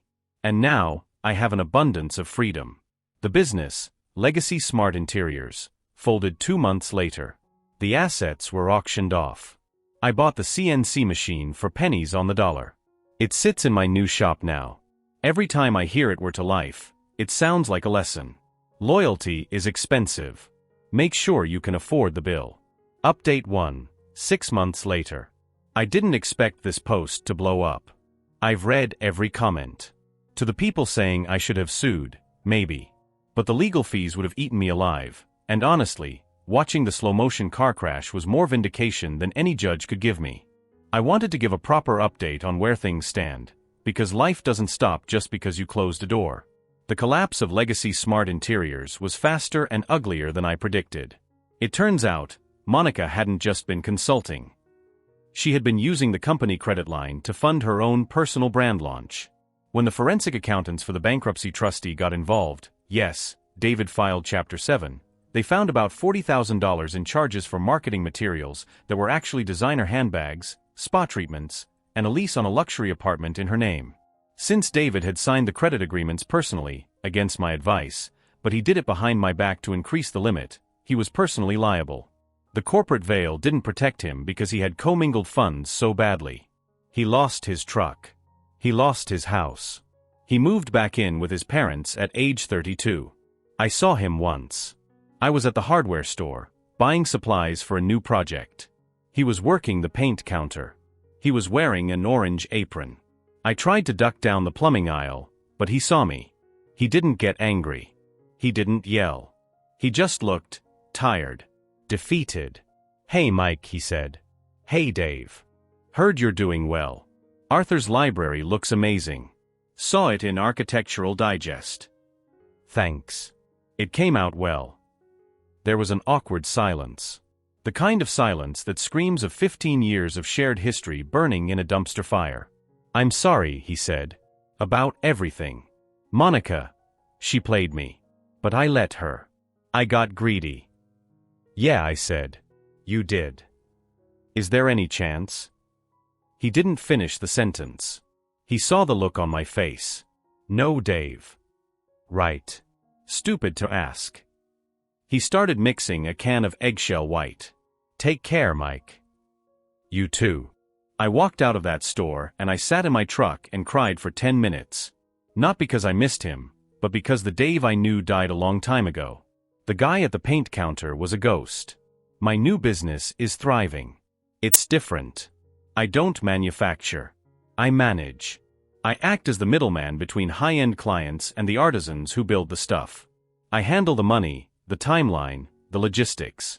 I take a percentage. I pay the artisans instantly. I have one rule: every contract is in writing. Every partnership agreement is notarized. Every dollar is accounted for. I hired one of the guys David fired. The shop foreman, heavy-set guy named Sal. He runs quality control for me now. "You know," Sal told me the other day over lunch, "the day you left, the shop felt different. Like the gravity got turned up." "Gravity keeps things grounded, Sal," I said. "David wanted to fly." "Yes," Sal laughed. "Well, he flew all right. Straight into the sun." I'm dating again. I met a woman named Elena. She's a contract lawyer. On our 3rd date, I told her this story. She didn't laugh. She didn't gasp. She just nodded and said, "Drafting your operating agreement must have been therapeutic." It was. I still have the key to the old office. The useless one. I keep it on my keychain. It sits right next to the fob for my new Mercedes, paid for in cash, not credit. It reminds me that access isn't about keys. It's about value. If you bring the value, you don't need a key. You build your own door. As for Monica, last I heard, She was in Miami, consulting for a crypto startup. I give it 6 months before that implodes too. Some people are just parasites looking for a host. David was a willing host because he had an ego that needed feeding. I was the antibiotic that he stopped taking. The lesson I learned isn't don't trust friends. It's don't trust potential. I invested in David's potential, ignoring the reality of his character flaws. I ignored the red flags because I wanted the dream to be true. Business is brutally binary. It's profit or loss. Solvency or bankruptcy. But friendship? Friendship is a sliding scale. And sometimes, you don't realize the scale has tipped until you're locked out in the hallway holding a tray of cold coffee. If you are reading this and you are the Mike of your partnership, the one doing the work, the one staying late, the one putting your name on the loans while your visionary partner takes the credit, stop. Stop right now. Draft the agreement. Demand the equity. Get it signed. If they say we're family run. Family doesn't need to leverage guilt to avoid paperwork. If they say don't you trust me? Answer trust is for Sunday dinner. Contracts are for Monday morning. Don't wait for the locks to change. Because by then, you've already lost. Edit/clarification regarding the tech. A few people in the comments asked about the specific tech I cut off and why it crippled him so fast. I want to clarify, I didn't brick the furniture. The drawers still opened. The lights still turned on manually. But the selling point of Legacy Smart Interiors was the integration. It was the one app ecosystem. I had built a middleware server. When a client said, "Hey Siri, movie mode," the command went to Apple, then to my server, which translated it into the specific RF frequencies for the hidden motors in the cabinets, the dimmers for the vintage LEDs, and the cooling fans for the amplifiers. David sold this as magic. When I stopped the server, the translation layer died. So the client would say movie mode, and nothing would happen. They had to physically get up, walk over to the antique bookcase, find the hidden button under the lip of the wood, and press it. To a normal person, that's a minor inconvenience. To a billionaire who paid $80,000 for a voice-activated 1920s library, that is a broken product. David couldn't fix it because he didn't know where the server was. He didn't know it was a server. He thought the chips in the furniture talked directly to the phone. He didn't understand the architecture. He tried to hire a Geek Squad guy to come fix it. The guy apparently looked at the custom PCB boards I had designed and said, "I don't know what this is. There's no documentation." Exactly. Documentation was on the wiki. The wiki was on the server. The server was in my closet. I didn't destroy his business. I just took my brain home. Final thoughts. I'm sitting in my new office.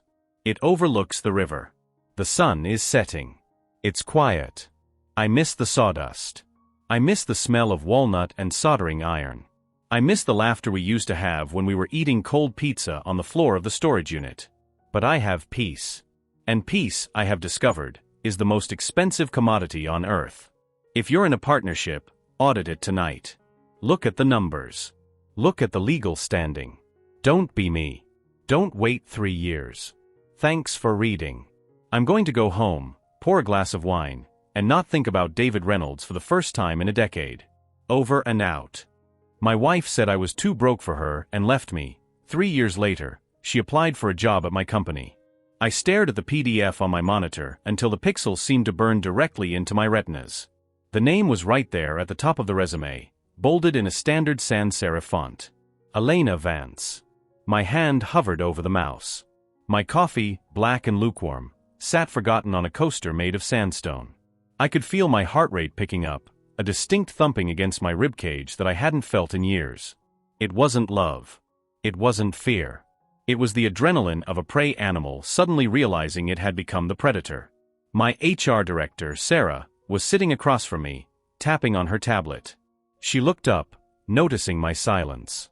She asked if something was wrong with the candidate shortlist. I looked at Sarah. I looked back at the screen. 3 years. It had been exactly 3 years, 2 months, and 14 days since Elena walked out of our studio apartment, dragging a rolling suitcase that had a broken wheel. I remembered the sound of that wheel. Click-thunk, click-thunk, click-thunk on the hardwood floor. That sound was the metronome of my life falling apart. I told Sarah to keep this one. I told her I wanted to conduct this interview personally. Sarah looked confused. Usually, I didn't handle the first round of interviews for mid-level marketing associates. I was the CEO. I had people for that. But I insisted. I said I had a feeling about this one. That wasn't a lie. I had a feeling. It was a cold, hard knot in the center of my stomach. To understand why I needed to be in that room, you have to understand who I was 3 years ago. You have to understand the man Elena left. We met in college. That's the cliché, isn't it? We were both 22, full of potential, and completely blind to the reality of the economy. I was studying supply chain logistics, and she was in communications. We fell in love over cheap beer and late-night study sessions. It was easy to be in love when our biggest expense was a shared pepperoni pizza. Then graduation happened. The real world hit us like a freight train.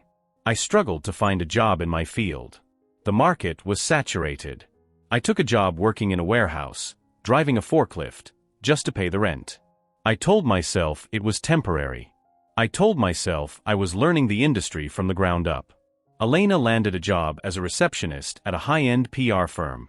She made slightly more than me, but not much. We moved into a studio apartment in a part of the city that real estate agents politely described as up-and-coming. It wasn't up-and-coming. It was falling down. The radiator clanked like a dying engine. The windows were drafty. We slept on a mattress that sagged in the middle, rolling us together even when we wanted space. The resentment didn't happen all at once. It was a slow accumulation of sediment. It started with the small things. She stopped asking about my day. She started spending more time with her work colleagues, people who drove leased BMWs and went to brunch at places where a single pancake cost $20. She would come home smelling of expensive wine and look at me, sitting on our second-hand couch in my work boots, with a mixture of pity and disgust. The arguments were always about money. Always. "We can't afford cable," I would say. "Everyone has cable, Mark," she would reply. "I'm the only one at work who doesn't know what happened on The Bachelor. We need to save for a security deposit on a better place.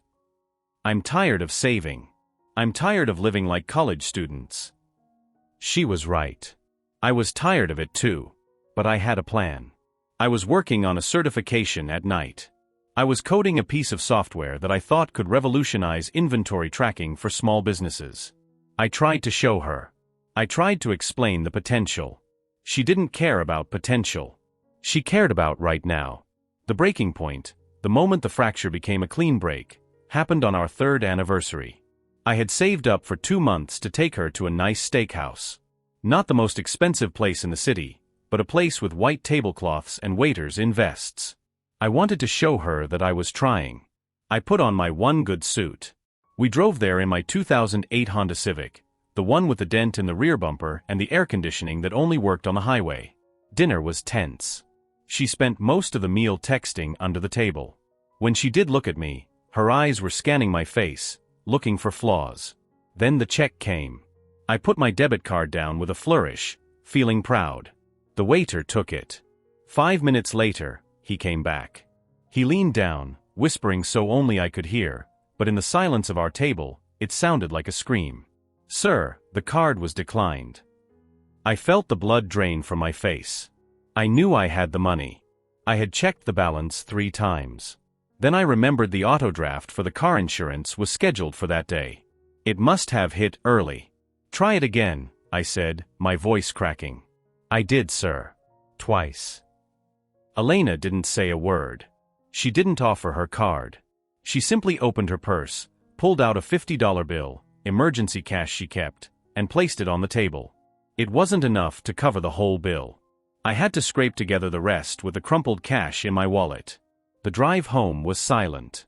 The kind of silence that has mass and weight. When we got back to the apartment, I tried to apologize. I tried to explain the insurance payment. She held up a hand to stop me. She looked tired. Not sleepy, but exhausted in her soul. "I can't do this anymore, Mark," she said. "It was a mistake," I pleaded. "I'm working so hard. The software is almost ready for beta testing. Once that launches..." "Stop," she snapped. "Just stop. It's always soon. It's always next year." I'm 26 years old. My friends are buying houses. They're going to Europe. And I'm here, paying for my own anniversary dinner because my husband can't do math. That's not fair, I said. Fair? You want to talk about fair? It's not fair that I have to be the adult for both of us. You have no ambition, Mark. You're happy driving a forklift. You're happy living in this dump. You're too broke for the life I want, and quite frankly, you're too broke for me. The words hung in the air. Too broke for me. She didn't leave that night. She slept on the edge of the bed, facing the wall. The next morning, when I came home from my shift, she was packing. She didn't take everything. She left the old furniture. She left the TV with the dead pixel. She took her clothes, her jewelry, and the coffee maker. As she wheeled her suitcase to the door, that broken will clicking against the floorboards, she turned back one last time. Don't call me, she said. I need to find someone who is going in the same direction I am. You're standing still, Mark. You're sinking. Then she closed the door. The first 3 months were a blur of misery. I was depressed. I was angry. I checked her social media like a masochist. I saw her posting pictures from a beach resort 2 weeks later. She was with a guy. He was tall, wearing a linen shirt, holding a tropical drink. He looked like money. I blocked her. I deleted the apps. I had 2 choices. I could sink, like she said. I could let the moldy apartment and the empty bank account define me. Or I could work. I chose to work. I quit the warehouse job. It was a risk, but I needed the time. I cashed out my tiny 401k to pay the rent for 6 months. I ate instant noodles. I drank tap water. I sat at my computer for 18 hours a day. I finished the software. It was a cloud-based inventory management system designed specifically for mid-sized e-commerce businesses that were too big for spreadsheets but too small for enterprise software. It was lean, fast, and intuitive. I cold called 100 businesses in the first week. 99 hung up. 1 didn't. A local auto parts distributor agreed to try it. They loved it. They recommended me to a partner. 6 months after Elena left, I had 5 clients. 1 year after she left, I hired my first employee. 2 years after she left, we moved into a real office downtown. I wasn't driving a forklift anymore. I was the CEO of a company that had just closed its series of funding round with a valuation of $12 million. I didn't buy a yacht. I didn't buy a Ferrari. I bought a nice house in the suburbs with good insulation. I bought a car that started every time I turned the key. I bought tailored suits because I had to meet with investors. I changed. The softness was gone. The part of me that apologized for existing had been cauterized. I was focused. I was precise. I was successful. And I was alone. I dated casually, but I never let anyone move in. I never shared a bank account. The scar tissue over my trust was thick and impenetrable. Then came the resume. The day of the interview, I arrived at the office at 6 in the morning. I couldn't sleep. I paced the length of my office, which was glass-walled and overlooked the city skyline. It was a gray, overcast day. The city looked like it was made of steel and concrete, matching my mood.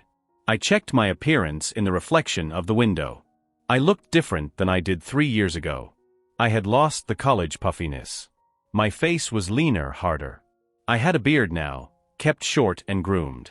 My hair was styled. I was wearing a charcoal suit that cost more than my old Honda. Would she recognize me? Probably. But maybe not immediately. The interview was scheduled for 10 a.m. Sarah, the HR director, came in at 9:45. Are you sure you want to do this? Sarah asked. She knew a bit of the story. Not the whole thing, but enough to know that Elena Vance wasn't a stranger. I'm sure, I said. I want to see if she's qualified. Her resume is decent, Sarah noted. She's been working at a marketing agency for the last 2 years. Before that, a gap. A gap. I knew what that gap was. That was the finding herself phase. Or maybe the relationship with linen shirt guy didn't work out phase. Bring her in, I said. I sat behind my desk. It was a large desk, made of reclaimed wood and steel. It put a significant amount of distance between me and the guest chair. The door opened. Sarah ushered her in. "Elena, this is Mr. Sterling, the CEO," Sarah said. Elena walked in. She looked older. Not in a bad way, but the college glow was gone. She was wearing a beige business suit that looked a little tired. Her hair was pulled back in a severe bun. She was clutching her purse tight with both hands. She looked at Sarah, smiling politely. Then she turned to look at me. Her smile faltered. It didn't disappear instantly, it just froze, like a video buffering. Her eyes widened. She took a step forward, then a half step back. Her gaze darted to the nameplate on my desk. "Mark Sterling, CEO." "Mark," she whispered. "Please have a seat, Ms. Vance," I said. My voice was calm, controlled. It was the voice I used for board meetings. She didn't move. She just stared. "Mark? Is that you?" "We have a lot to get through today regarding your application," I said, gesturing to the chair. "Please." She sat down slowly, as if the chair might be electrified. She couldn't take her eyes off me. She looked at the suit, the watch, the office, the view. "I didn't know," she stammered. "I didn't know this was your company." "Sterling Logistics," I thought. I mean, Sterling is a common name. "It is," I agreed. "Sarah, do you have her file?" Sarah handed me the tablet. I scrolled through it, pretending to read. I knew every word by heart. So, I began looking up. "You're applying for the Senior Marketing Coordinator position. Tell me, what makes you a good fit for this role?" Elena blinked rapidly. She was trying to shift gears. She was trying to reconcile the forklift driver she left with the man sitting in the leather chair. Well, she cleared her throat. "I have 3 years of experience in digital marketing. I handled the social media accounts for." She named the agency she worked for. "I increased engagement by 20%. 20%, I repeated flatly. "That's standard growth for that sector. Did you spearhead any specific campaigns?" "I assisted on several," she said. Her voice was shaking.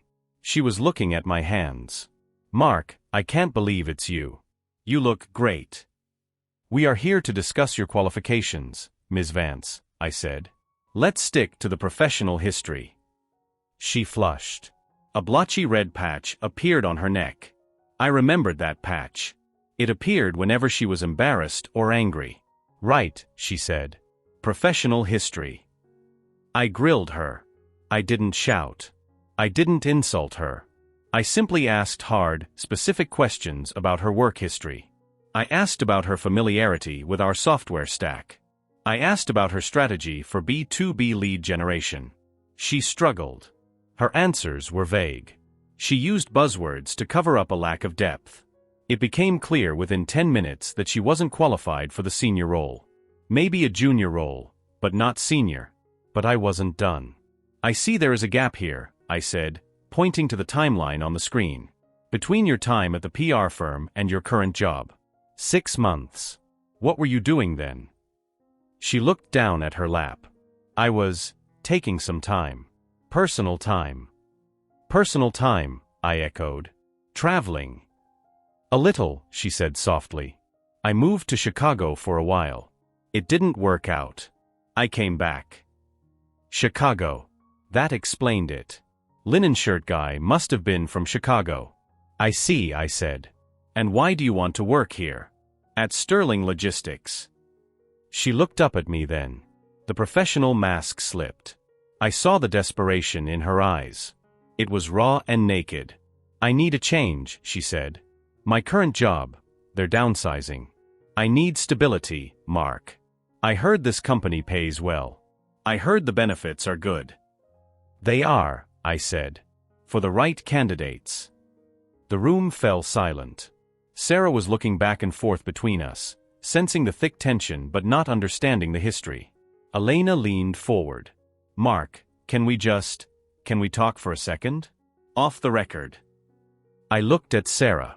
"Give us a moment, please." Sarah nodded and left the room, closing the heavy glass door behind her. As soon as the latch clicked, Elena let out a breath she seemed to have been holding for 10 minutes. "Mark," she said again. "Oh my God. You own this? You did all this. I did, I said. But how? When we were together, you were broke. I supplied. Sinking. She winced. I was angry. I didn't mean it like that. You meant every word, Elena. And you were right. I was broke. But I wasn't sinking. I was building a foundation. You just didn't have the patience to wait for the concrete to dry. I was young, she pleaded. I was stupid. I made a mistake. She stood up and walked toward the desk. She placed her hands on the edge of it. I've thought about you, she said. Her voice dropped an octave. It was a tone I recognized. It was the tone she used when she wanted something. I've missed you. I realized about a year ago that I walked away from the best thing I ever had. I watched her. I waited for myself to feel something. I waited for the old love to flare up. I waited for the anger to return. But there was nothing. Just a hollow, dull recognition. Like seeing a movie you watched a long time ago and didn't particularly like. You didn't walk away, I corrected her. You ran. You packed a suitcase and told me I wasn't enough. I know, she said, tears forming in her eyes. Real tears? Maybe. I'm sorry. I am so sorry. Can't we start over? I'm not even asking for the job anymore. I want us back. She reached across the desk, trying to touch my hand. I pulled my hand back. Elena, I said. Sit down. She hesitated, then sat back down. I'm not going to hire you, I said. Her face fell. Because of the past? Because you aren't qualified, I said. You don't know the software. You don't have the B2B experience. And yes, because of the past. You called me a sinkhole. You said I held you back. Hiring you would be a regression for me. It would be bringing the past into my future. And I don't do that. I need this job, Mark, she whispered. Her voice broke. I have debt. A lot of debt. Chicago was expensive. He left me with nothing. I'm living with my sister. Please. There it was. The truth. She wasn't here because she missed me. She wasn't here because she respected the company. She was here because she was drowning, and she remembered that I used to be a good swimmer. She wanted a life raft. I looked at her. I saw the girl I used to love. I saw the woman who broke my heart. And I saw a stranger who made bad financial decisions. I can't help you, I said. You mean you won't, she countered, a flash of her old anger appearing. I mean I can't, I said firmly. My responsibility is to this company. To my employees. I can't hire someone based on pity. And I certainly can't hire my ex-wife who left me when times were tough, only to reappear when the stock price is high. I stood up. It was a signal that the meeting was over. You should go, I said. She sat there for a moment longer, staring at me. She looked like she wanted to scream. She looked like she wanted to beg. But the coldness of the office, the sterility of my suit, the absolute finality in my voice stopped her. She stood up slowly. She smoothed her skirt. She picked up her purse. You're cruel, she said quietly. You used to be kind. I'm not cruel, I replied. I'm just solvent. She walked to the door. She didn't look back this time. She opened it and walked out past Sarah, keeping her head down. I watched her go. When the elevator doors closed at the end of the hall, I sat back down in my chair. I looked at the resume still on my screen. Elena Vance. I closed the file. I dragged it to the trash bin icon. I right-clicked and selected Empty Trash. I picked up my coffee. It was stone cold now, but I drank it anyway. Sarah knocked on the door frame. Everything okay? Yeah, I said. She wasn't the right fit. Let's look at the next candidate. Okay, Sarah said. The next one is a guy named David. He's outside. Send him in, I said. I turned my chair to look out the window. The clouds were breaking up. A sliver of sunlight was hitting the building across the street. I felt light. For 3 years, I had carried the weight of her words. Too broke. No ambition. I had carried them like a backpack full of rocks while I climbed the mountain. Today, I reached the summit. I looked around, and I realized I didn't need to carry the rocks anymore. I could just drop them. So I did. I turned back to my desk as David walked in. I smiled at him. It was a genuine smile. "Hi David," I said. "I'm Mark. Tell me about yourself." Update, 2 weeks later. I didn't plan on writing an update, but my inbox has been flooded with people asking if she tried to contact me again. She did. 3 days after the interview, I got an email to my personal address. I don't know how she got it, but she probably remembered the format I used for my old accounts. The subject line was just "please." The email was long. It was a rambling mix of nostalgia, excuses, and accusations. She blamed her friends for pressuring her to leave me.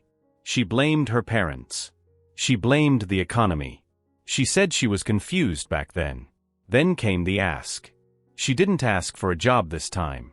She asked for a loan. She said she was 3 months behind on rent to her sister and needed $5,000 to get her own place. She promised to pay it back with interest once she got back on her feet. She ended the email with, "I know you have it.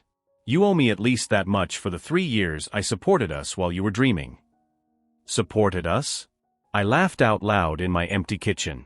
She paid for groceries sometimes. I paid the rent, the utilities, the car insurance, and the internet. I worked a warehouse job that destroyed my back while she sat at a reception desk. The revisionist history was impressive. I didn't reply. I didn't delete the email though. I printed it out. I have a small safe in my home office where I keep important documents, deeds, passports, backup hard drives. I put the folded email in the safe. Why? Because it's a reminder. If I ever start to feel lazy, if I ever start to lose my edge, if I ever start to think that maybe I should settle down and let someone else take the wheel, I'll read that email. I'll remember that loyalty is expensive, but betrayal is free. I'm dating someone new now. Her name is Jessica. She's a pediatric nurse. She doesn't know how much money I make. I drive my old truck when we go out. I kept it for hauling lumber for home projects. We split the check at dinner. She likes me because I make her laugh, not because I can buy her a lifestyle. Last night, we were eating tacos at a roadside stand. We were sitting on a plastic bench, eating off paper plates. "This is nice," she said, wiping salsa off her chin. "I'm happy." "Me too," I said. And I meant it. I'm not broke anymore. But more importantly, I'm not broken. FAQ based on comments. Did you really have security remove her? No, I didn't have to. She left on her own. I'm not dramatic. Is the business actually yours? Yes, I own 51%. The investors own the rest. But it's my baby. Why didn't you help her? $5K is nothing to you now. It's not about the money. It's about the principle. Enabling her wouldn't help her. She needs to learn that actions have consequences. If I gave her the money, she'd be back in a month asking for more. Do you still love her? No. I realized during the interview that I was in love with a memory. The reality of her is selfish and shallow. I don't wish her harm, but I don't want her in my orbit. Thanks for reading. If you're going through something similar, if someone left you because you were struggling, keep grinding.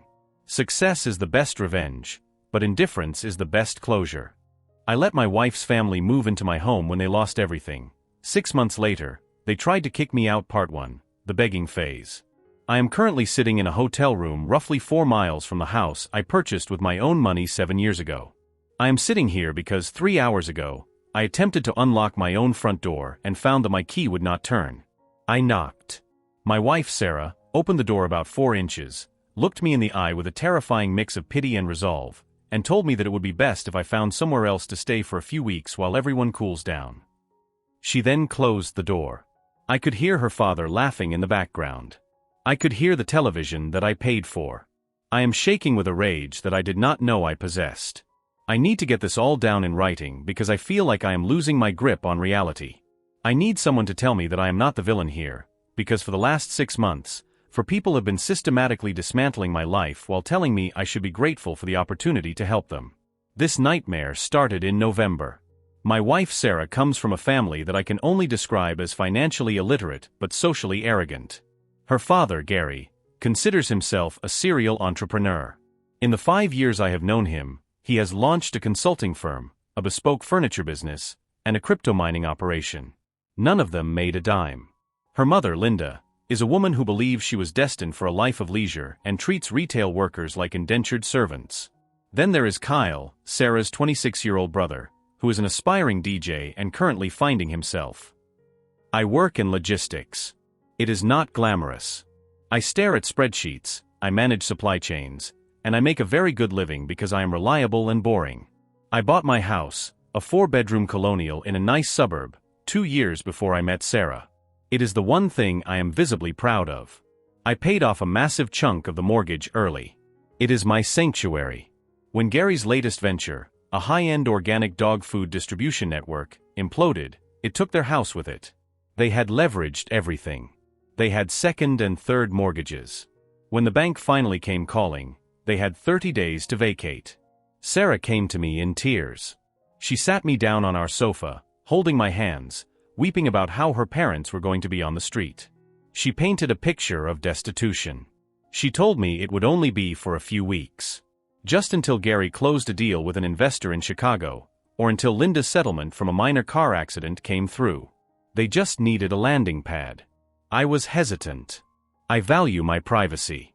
I value silence. But I love my wife, and I wanted to be the hero. I wanted to be the supportive husband who steps up during a crisis. I looked at her tear-stained face and I said yes. I said yes, and I signed my own death warrant. The move-in day was the first red flag. I expected a few suitcases and maybe a box of essentials. They arrived with 2 U-Haul trucks. They didn't just bring clothes. They brought furniture. They brought a massive oak dining table that Gary insisted was a family heirloom, even though I knew he bought it at an estate sale 3 years ago. They brought boxes of kitchen gadgets. They brought Kyle's entire DJ setup, including massive speakers that looked like they belonged in a nightclub. "We can't just put this in storage," Linda told me as she directed movers to shove my coat rack into the coat closet to make room for her fur coats. "Storage is dead money. We'll just tuck it away in the corners." I tried to protest. I told Sarah that the agreement was for people, not furniture. Sarah rubbed my arm and whispered that they were just traumatized from losing their home and holding on to their possessions was a coping mechanism. She asked me to be gentle. So I shut my mouth. I watched them fill my 2-car garage with boxes until my own car had to be parked in the driveway. I watched them take over the guest room. Then I watched Kyle take over my home office because he needed a creative space, and the basement was too damp for the equipment. I work from home 3 days a week. I told Kyle no. Sarah intervened. "He's depressed, Mark. He feels like a failure. Just let him have the office for a week or 2. You can work from the dining table. It's temporary." I moved my laptop to the dining table. That was day 1. Part 2, the erosion of boundaries. By the 3rd week, the dynamic had shifted in a way I couldn't articulate until it was too late. I was no longer the host, I was the roommate who paid the bills. I came home from the office one Tuesday to find Linda in the kitchen. She had reorganized my pantry. My spices, which were alphabetized, were now arranged by cuisine type, a system that apparently only she understood. My cast iron skillets, seasoned over years of care, were soaking in soapy water in the sink. "Linda, please don't soak the cast iron," I said, trying to keep my voice level. She waved a hand at me without looking up. "Oh, Mark, don't be so precious. It was greasy. I'm just cleaning up. You should be thanking me. Sarah says you never deep clean." I looked at Sarah, who was sitting at the island drinking a glass of wine, my wine. She looked away. "I didn't say that, Mom. I just said Mark isn't obsessed with scrubbing." "I am cooking dinner tonight," Linda announced. "Gary loves my lasagna." "I actually have steaks defrosting," I said. "Well, put them back in the freezer. Gary doesn't like red meat on Tuesdays. It messes with his digestion." I ate the lasagna. It was burnt. Gary sat at the head of the table, my seat. I sat on the side. Kyle ate with headphones on, nodding to a beat nobody else could hear. The bills started arriving in month 2. My electricity bill had tripled. Kyle was running his equipment 24/7, and Linda believed that turning off lights was a sign of poverty. The water bill was astronomical because Gary took 40-minute showers. I sat them down for a family meeting. I'm happy to help, I started, lying through my teeth. But the utility costs are getting out of hand. I need everyone to be mindful. And since this is going into a second month, I think it's fair if we split the grocery bill. Gary laughed. It was a loud, booming laugh that grated on my nerves. Mark, you're a numbers guy, aren't you? Always counting the pennies. We're family. You don't invoice family. I'm not invoicing you, I said. I'm asking for a contribution. This household has gone from 2 adults to 5. I'm waiting on a check, Gary said, his face suddenly serious. The Chicago deal is in due diligence. Once that clears, I'll write you a check that will cover a year of groceries. You have my word. Until then, don't kick a man when he's down. Sarah squeezed my hand under the table. Please, Mark, she whispered. He's proud. Don't embarrass him. I paid the bills. I bought the groceries. I came home to find my premium beers drunk and replaced with cheap light beer because it's all the same thing, according to Kyle. Then came the redecorating. I walked into the living room to find my leather recliner missing. It was in the garage. In its place was a floral armchair that smelled faintly of mothballs. The leather was cold, Linda said when I stared at it. This makes the room feel more homey. Less bachelor. I liked my chair, I said. It didn't flow, she replied. Trust me, I have an eye for this. I turned to Sarah. They moved my furniture. It's just temporary, Sarah said, her voice straining. Mom just wants to feel comfortable. She's nesting. It helps her anxiety. What about my anxiety? I asked. What about my comfort in my own house? You're being selfish, Sarah snapped. You have everything. You have your job, your health, this house. They have nothing. Can't you just let them have a chair? I stormed out. I drove around for 2 hours. When I came back, the chair was still there. I sat in it. It was uncomfortable. Part 3, the hostile takeover. Month 4 was when they stopped asking and started demanding. Gary began inviting people over. Not just friends, but business associates. I would come downstairs on a Saturday morning to find 3 strangers in suits sitting at my dining table, drinking my coffee, while Gary held court about supply chain disruption. Gary, I said, wearing my bathrobe. Who are these people? Clients, Mark. Clients. Go put some pants on, you're embarrassing me, he said, waving me away like a servant. I went upstairs, got dressed, and came back down. This is my house, I told the men. I don't know who you are, but you need to leave. Gary turned purple. The men left, looking confused. Gary exploded. You sabotaged me, he screamed. That was the seed capital. That was the Chicago connection. You are running a business out of my dining room without asking me, I yelled back. You don't pay rent. You don't pay for utilities. You treat me like an intruder in my own home. Intruder. Gary scoffed. We bring life to this sterile museum. We are family. You have a duty to us. Sarah understands that. Why don't you? Sarah was crying in the corner again. She always cried when we fought, effectively ending the argument because I would stop to comfort her. But this time, I didn't stop. Sarah, tell him. Tell him this is unacceptable. Sarah looked up, her eyes red. You didn't have to be so rude to them, Mark. Dad is trying really hard. I felt something break inside me. He is using me. And you are letting him. He's my father, she screamed. What do you want me to do? Throw him on the street? I want him to get a job. I shouted. Any job. Retail, driving, anything. He sits here all day watching Fox News and eating my food. He is an executive. Linda interjected, coming in from the patio where she had been sunbathing. He cannot work at a grocery store. It would destroy his reputation.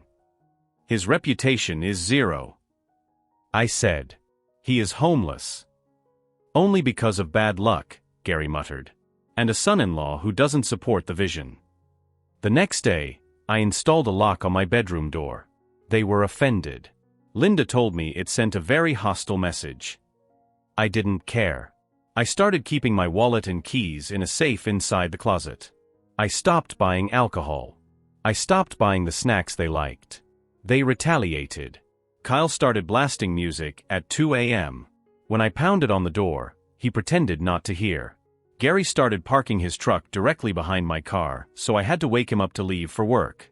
He would take 20 minutes to find his keys, smiling the whole time. Linda stopped doing any dishes. The sink became a festering pile of resentment. I went to a lawyer. I asked about eviction. It's tricky, the lawyer said. In this state, they are tenants at will. You invited them in. There is no lease, but they have established residency. You have to give them 30 days notice. Formal notice. If I serve them notice, my marriage is over, I told him. It sounds like your marriage is already in trouble, the lawyer observed. You need to decide what you want to save. The house or the wife. Because right now, you are losing both. I went home and tried one last time to talk to Sarah alone. I took her to a park, away from them. Sarah, I can't do this anymore. I am miserable. They have to have a move-out date. Realistically, 30 days. She looked at me cold. You care more about your precious silence than you do about my family. I care about our marriage, I said. They are destroying it. You are destroying it, she said. By being rigid. By being ungenerous. My parents raised me to share. They raised me to stick together. You are acting like a landlord, not a husband. I am a landlord, I said. A landlord who isn't getting paid. If you kick them out, she said, her voice shaking, you kick me out too. I won't abandon them. They are adults, Sarah. They are not children. They need me. I need you. She pulled away. Then act like family. Part 4, The Mutiny. The breaking point was last week. I went on a business trip to Dallas. I was gone for 4 days. I needed the break. The silence of the hotel room was intoxicating. I slept for 10 hours a night. I monitored the house through the doorbell camera, but the feed kept cutting out. I assumed it was the Wi-Fi. When I landed back in town today, I felt a sense of dread as I drove home. I pulled into the driveway. Gary's truck was there. So was a strange convertible. I walked up to the door. I put my key in. It didn't turn. I jiggled it. I checked to make sure it was the right key. It was. I looked at the lock. It looked new. The brass was shiny. I rang the doorbell. Sarah opened it. She looked pale. Behind her, in the hallway, the walls were painted a different color. They were a pale yellow. I hate yellow. Why doesn't my key work? I asked. We need to talk, she said. Open the door, Sarah. Mark, listen. We had a family meeting while you were gone. I don't care. Open the door. She stepped out onto the porch and closed the door behind her. We decided that the current living situation isn't working. There is too much tension. Gary thinks, we all think, that your negative energy is preventing him from succeeding. He needs a positive environment. So you changed the locks. We think it's best if you stay somewhere else for a while. Just a cooling-off period. Maybe a month. Gary is going to take over the master bedroom because his back hurts on the guest bed, and we moved your things into the guest room, but we think you should go. I stared at her. My brain could not process the audacity. You kicked me out of my own house? I pay the mortgage. I pay everything. It's my house too, Sarah said. We are married. My name is on the deed. I bought it before we met. It's the marital home, she recited, clearly coaching from Gary. I have rights. And my family are my guests. If you are going to be hostile to my guests, you remove yourself. That is not how the law works, I said, my voice rising. Gary spoke to a friend who is a paralegal, she said smugly. You can't force us out. We have residency. And if you try to make a scene, we will call the police and say you are being threatening. Then you'll have a restraining order, and you really won't be allowed back. You would do that? I whispered. You would lie to the police? She looked down. I just want peace, Mark. I just want everyone to be happy. Why can't you just go stay at a hotel? You have the money. Let my dad get back on his feet. He's so close. I am going to come in there, I said, stepping forward. She braced herself against the door. The door opened from the inside. Gary stood there. He was holding a baseball bat. Walk away, son, Gary said. He didn't look scared. He looked triumphant. Sarah asked you to leave. You are trespassing. Trespassing. I laughed. It was a hysterical sound. It's my house. Not right now, it isn't, Gary said. Possession is 9/10 of the law. Go cool off. We'll discuss terms next week. Terms. Rent, Gary said. If you want to move back in, we need to set some ground rules about your attitude and your contribution to the household labor. Sarah does everything. It's unfair. I looked at Sarah. She wouldn't meet my eyes. Okay, I said. Okay. I turned around and walked to my car. Gary yelled something about being a man after me. I drove to this hotel. I sat on the bed for an hour, staring at the wall. Then I called the police. I told them I was locked out of my home. They told me that since it is a domestic dispute and my wife is inside, they can't force entry for me. They said it's a civil matter. They said exactly what Gary knew they would say. I called my lawyer. He is livid. He is preparing an emergency motion. But that takes time. So here I am. I am paying for a hotel room while my father-in-law sleeps in my bed, my brother-in-law uses my office, and my wife drinks my wine. I have cut off the credit cards that Sarah has access to. That was step 1. I am done being the nice guy. I am done being the supportive husband. They want a war? They have no idea what they just started. Update 1. The utilities and the realization. It has been 3 days since I was locked out. The response to my first post was overwhelming. A lot of you called me a doormat. You were right. I was a doormat. I was trying to buy love with patience, and I ended up financing my own abuse. I am still in the hotel. My lawyer, who we will call David, has been a shark. We filed for an emergency hearing regarding the exclusive use of the marital residence, but the courts are slow. However, David gave me some very interesting advice. You are under no obligation to provide amenities for non-tenants, he said. The utilities are in my name. The internet is in my name. The streaming services are in my name. I didn't turn off the water or electricity because that is illegal and could be seen as a constructive eviction.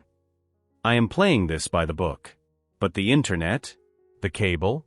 The Netflix, Hulu, HBO, Spotify? I spent an enjoyable hour yesterday morning canceling every single luxury service.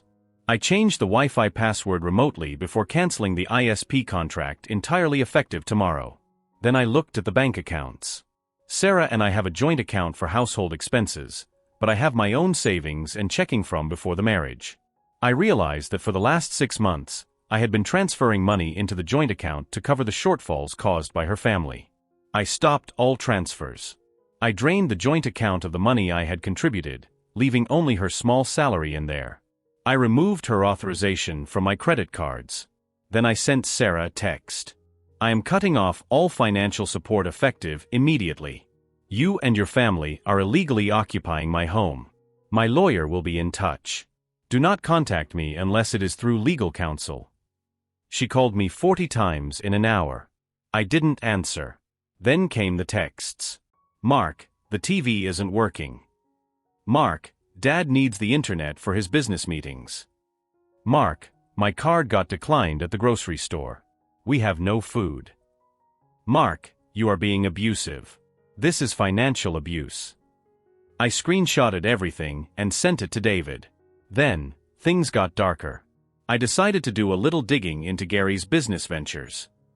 I have a friend who works in forensic accounting. I asked him to look up Gary's public records.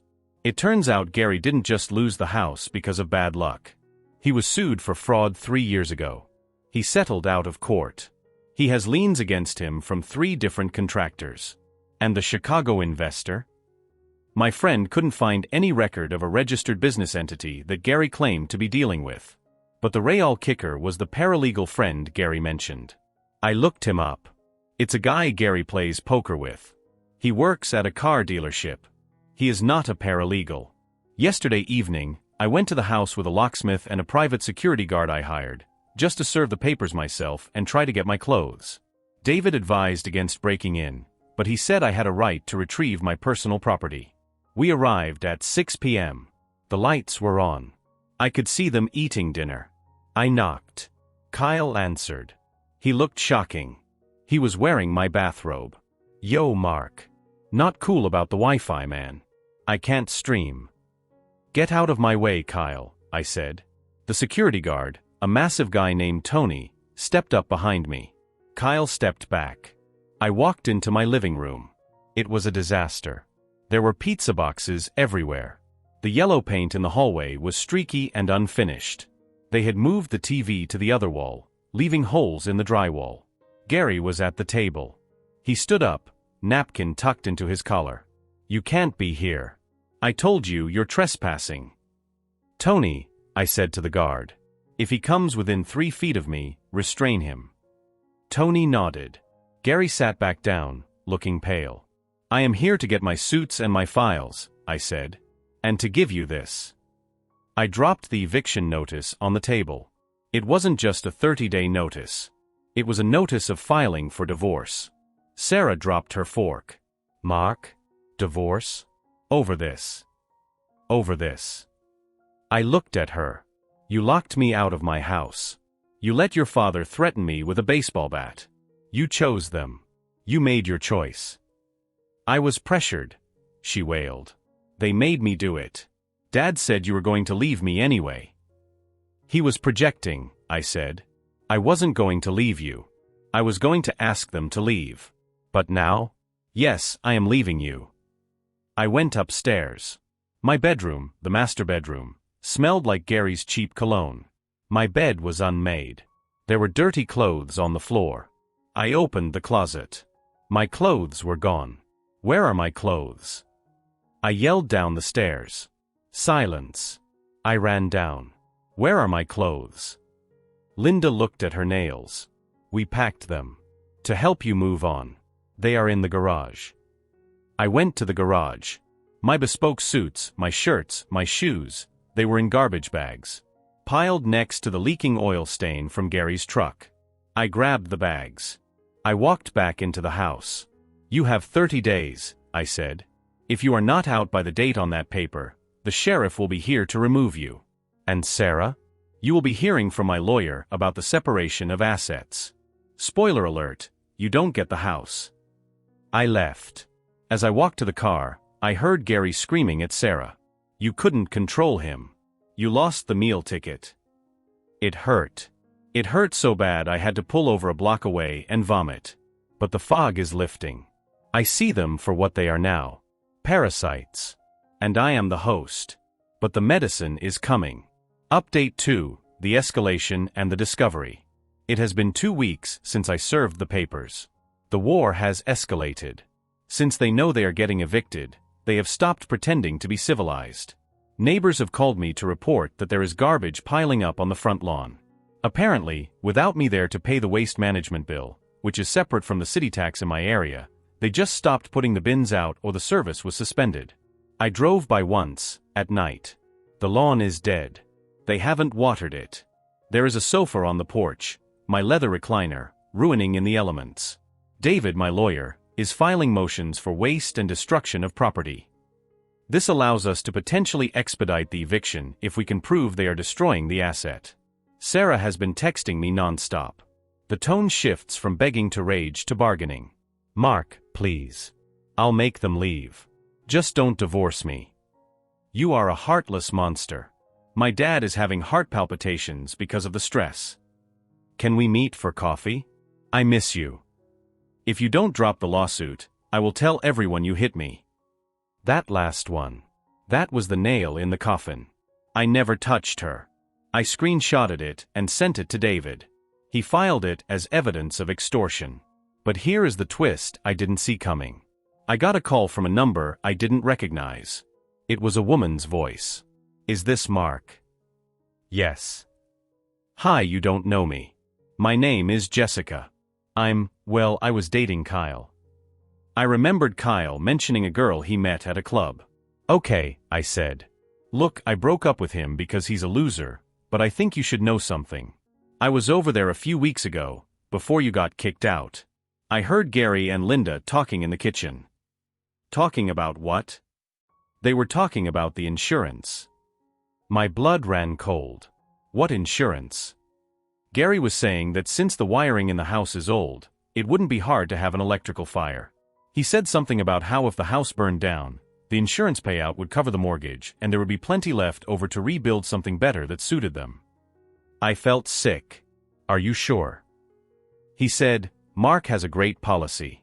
Replacement cost. Linda was laughing. She said, oops, I left the curling iron on. I thanked Jessica. I hung up. I called David immediately. We need to get them out now, I said. They are planning arson. David moved fast. We went to a judge the next morning with an emergency ex parte motion. We used Jessica's affidavit. She agreed to sign it. The judge granted an immediate restraining order and an order to vacate due to the threat of criminal destruction of property. The sheriff was dispatched. I wasn't allowed to go, but David went. He told me what happened. The police arrived at the house at 10 a.m. They gave them 15 minutes to grab their essentials and leave. Gary refused to open the door. He claimed squatters' rights. He screamed through the door that he knew his rights. The police kicked the door in. They found Gary in the kitchen, trying to rip the copper piping out from under the sink. He was literally trying to flood the house before he was dragged out. Linda was in the master bedroom, shredding my clothes, the ones I hadn't retrieved, with scissors. Kyle was found in the backyard trying to hide a bag of pills. They were arrested. Gary for destruction of property and resisting arrest. Kyle for possession. Linda was removed and released but warned she would be arrested if she returned. Sarah was at work. She came home to police tape and changed locks. Locks changed by me this time. She called me from the driveway. Mark, what have you done? My parents are in jail. They tried to destroy my house, Sarah. They were planning to burn it down. That's a lie. Jessica is a liar. She's just jealous because Kyle dumped her. Gary was ripping the pipes out when the cops came in. It's on the police body cam. It's over. Where am I supposed to go? She sobbed. I can't get into the house. You can't go in there, I said. The restraining order covers the property. You are welcome to stay at a hotel. I will release some funds to you for a week. After that, you are on your own. I am your wife. See you in court, Sarah. Update 3, the aftermath, 6 months later. I am writing this from my living room. It is quiet. The walls are painted a clean, crisp white. The yellow is gone. The smell of cheap cologne is gone. The last 6 months have been a blur of legal bills and renovation work. The damage they did was extensive. The floors were scratched to hell. The walls were full of holes. The plumbing in the kitchen had to be completely redone because of Gary's tantrum. The garden is a total loss. I had to pay a landscaper to sod the whole thing. Total damage, roughly $45,000. I sued them for damages, but as the saying goes, you can't get blood from a stone. Gary and Linda are bankrupt. They are living in a efficiency motel on the bad side of town. Gary is awaiting trial for the destruction of property charges. He rejected a plea deal because he insists he was renovating. Kyle is in rehab. Court ordered. Sarah. That is the hardest part. The divorce was finalized last week. We had mediation. She showed up looking like a ghost of the woman I married. She had lost weight. She looked tired. She tried to apologize. She said she was brainwashed. She said she didn't realize how toxic they were until she was alone with them in that motel for a week. I lost everything, she said to me across the table. I lost my husband, my home, my dignity. You made a choice, I told her. Every day for 6 months, you chose them. You watched them disrespect me, steal from me, and abuse me. And you told me I was the problem. I can change, she said. I'm going to therapy. I've cut them off. I'm glad for you, I said. But it's too late for us. I didn't ask for alimony. I just wanted a clean break. I kept the house. She got her car and her personal savings. I took on the debt of the repairs because I knew she couldn't pay it. I saw her walking to her car after the signing. She looked back at me. I felt a twinge of sadness, but mostly, I felt relief. The house feels different now. It feels bigger. I bought a new leather recliner. I put it exactly where I want it. I have learned a lot of expensive lessons. No is a complete sentence. Family is not about blood, it is about respect. If someone asks to stay for 2 weeks, get it in writing or send them to a hotel. Yesterday, I found a box in the attic that I missed during the cleanup. It was tucked behind the insulation. It was a box of Gary's documents. I looked through it out of curiosity. I found a notebook. It was a diary of sorts. There was an entry from the week they moved in. Mark is soft. He has no spine. We can stay here as long as we want. If we play it right, we can get him to move into a condo and give the house to Sarah. Then it's ours. Reading that confirmed everything. It wasn't an accident. It wasn't a series of unfortunate events. It was a planned invasion. They saw a resource, and they tried to mine it until it was dry. I burned the notebook in the fireplace. It was the best fire I've ever built. I am dating again. A nice woman named Elena. She has her own apartment. She has a job. When she comes over, she brings a bottle of wine. She asks before she changes the channel on the TV. Last night, she asked me if her brother could crash on my couch for a few days while he looks for an apartment. I looked her dead in the eye. No. She smiled. Okay. Just checking. She gets it. I am keeping the house. I am keeping my peace. And I am never, ever letting anyone move in again. End of saga. Comments from the original thread, recreated for context. User 1. The fact that Gary tried to use squatters' rights on his own son-in-law is peak entitlement. The notebook at the end sent chills down my spine. This wasn't family, this was a grift. User 2. OP, you need to understand that Sarah wasn't just pressured. She was an accomplice. She watched you suffer for months and didn't speak up until the consequences hit her. Do not take her back. User 3. The lock change was the wildest part. Imagine coming home to your own house and being told to go to a hotel by people paying $0 rent. The audacity is astronomical. User 4. Glad you got the house back, OP. That $45,000 in damages hurts, but think of it as the price of freedom. Cheaper than a lifetime with those parasites. User 5. I lost it at I left the curling iron on. Attempted arson? These people belong in prison, not a motel. Stay safe, OP. I sat across from Elena in the mahogany-paneled conference room and watched her pretend to wipe a tear that did not exist. She was wearing a black dress that was tailored specifically to highlight her waist rather than her grief. My father had been dead for exactly 4 days. Elena was already mentally redecorating his house.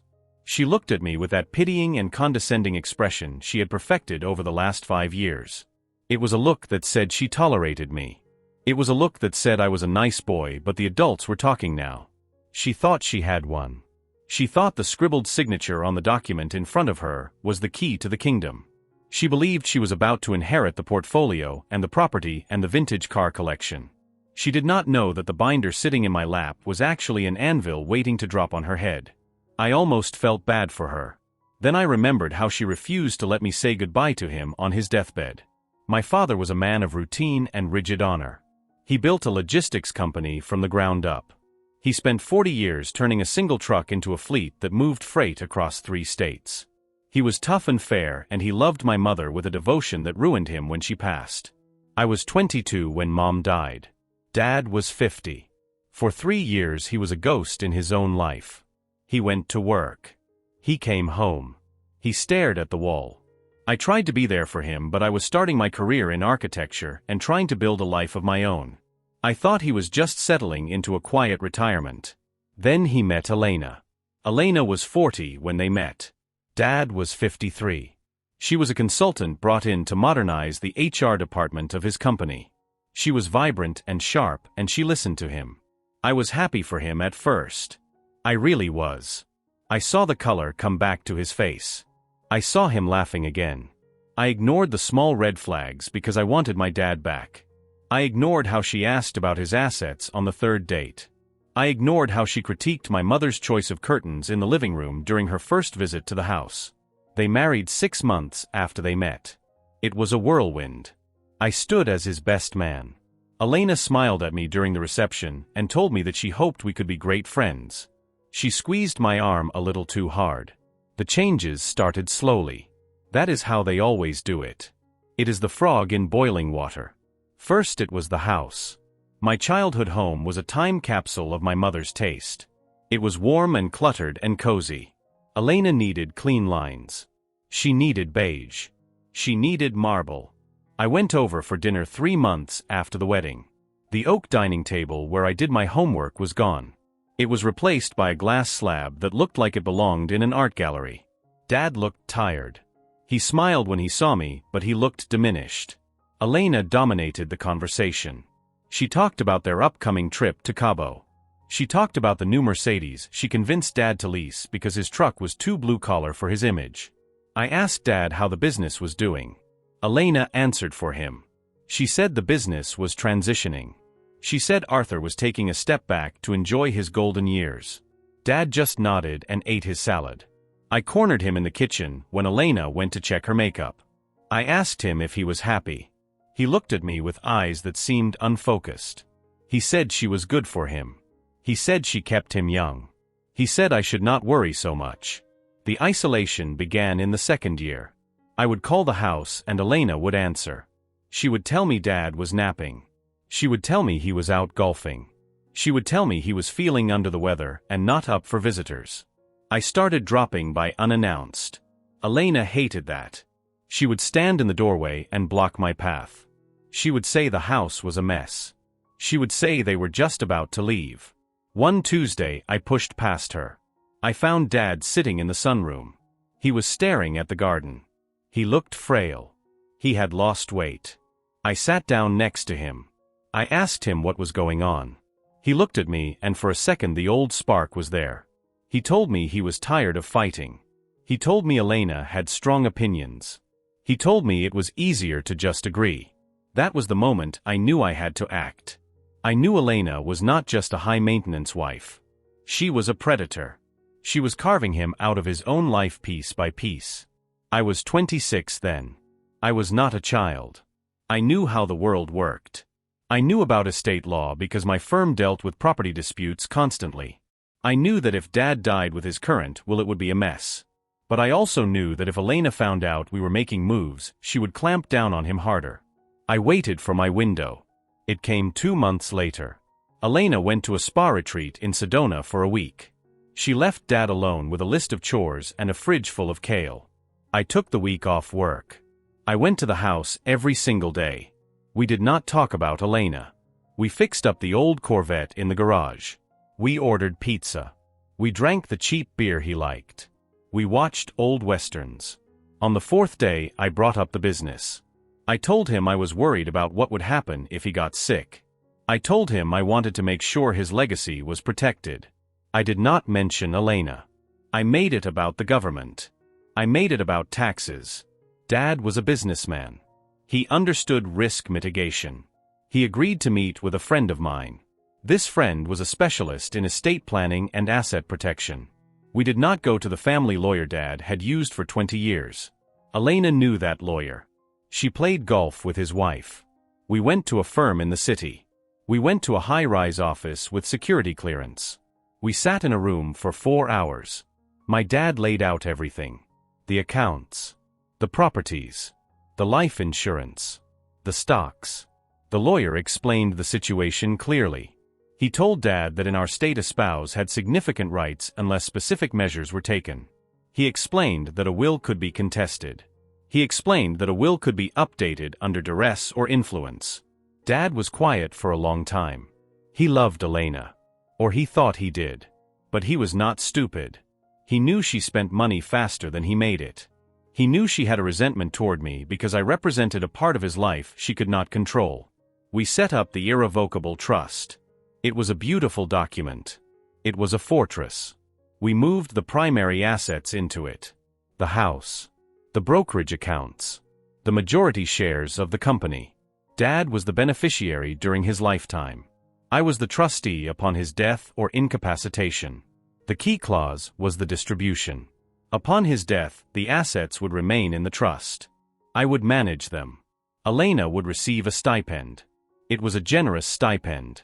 It was enough to live comfortably, but not enough to buy luxury cars or remodel houses every 6 months. The capital was locked.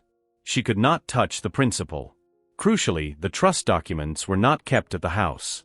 The original was in the lawyer's vault. A certified copy was in my safety deposit box. We never told Elena. Dad signed the papers with a steady hand. He looked at me afterwards and said he wanted to make sure I was okay. He said he worked his whole life for me. He said Elena would be fine, but the legacy was mine. We went back to the house and ate steaks. When Elena came back from Sedona, she found Dad happy and relaxed. She took credit for it. She said the time apart made him appreciate her more. The next 3 years were a slow decline. Dad developed a heart condition. Then he had a minor stroke. Elena used every medical event to tighten the leash. She fired the housekeeper who had been with us for 10 years. She said the woman was stealing. I knew it was because the housekeeper would let me in when Elena was out. She changed the locks. She said it was for security. She started intercepting his mail. She took over his phone. If I texted him, I would get replies that used emojis Dad did not understand. I knew it was her. I played the long game. I stopped arguing with her. I was polite. I brought her flowers on her birthday. I complimented her renovations. I let her think she had beaten me down. I needed her to feel secure. I needed her to think I was weak and disinterested in the money. I mentioned casually that my architecture firm was doing very well. I lied and said I was making more money than I knew what to do with. I saw the relief in her eyes. She thought I did not need Dad's money. This made her sloppy. 6 months ago, Dad took a turn for the worse. It was congestive heart failure. He was in and out of the hospital. I visited him in the ICU. Elena was there hovering like a vulture. She was talking to the doctors about quality of life. She was asking about how long this stage would last. I managed to get 5 minutes alone with him.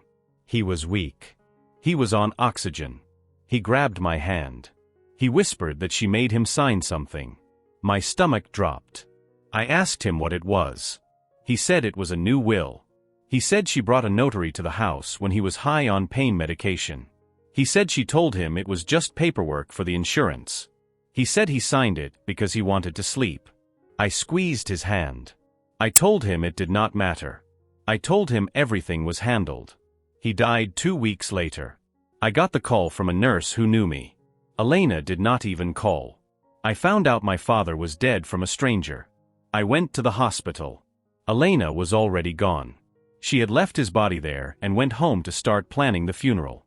The funeral was a production. Elena hired a planner.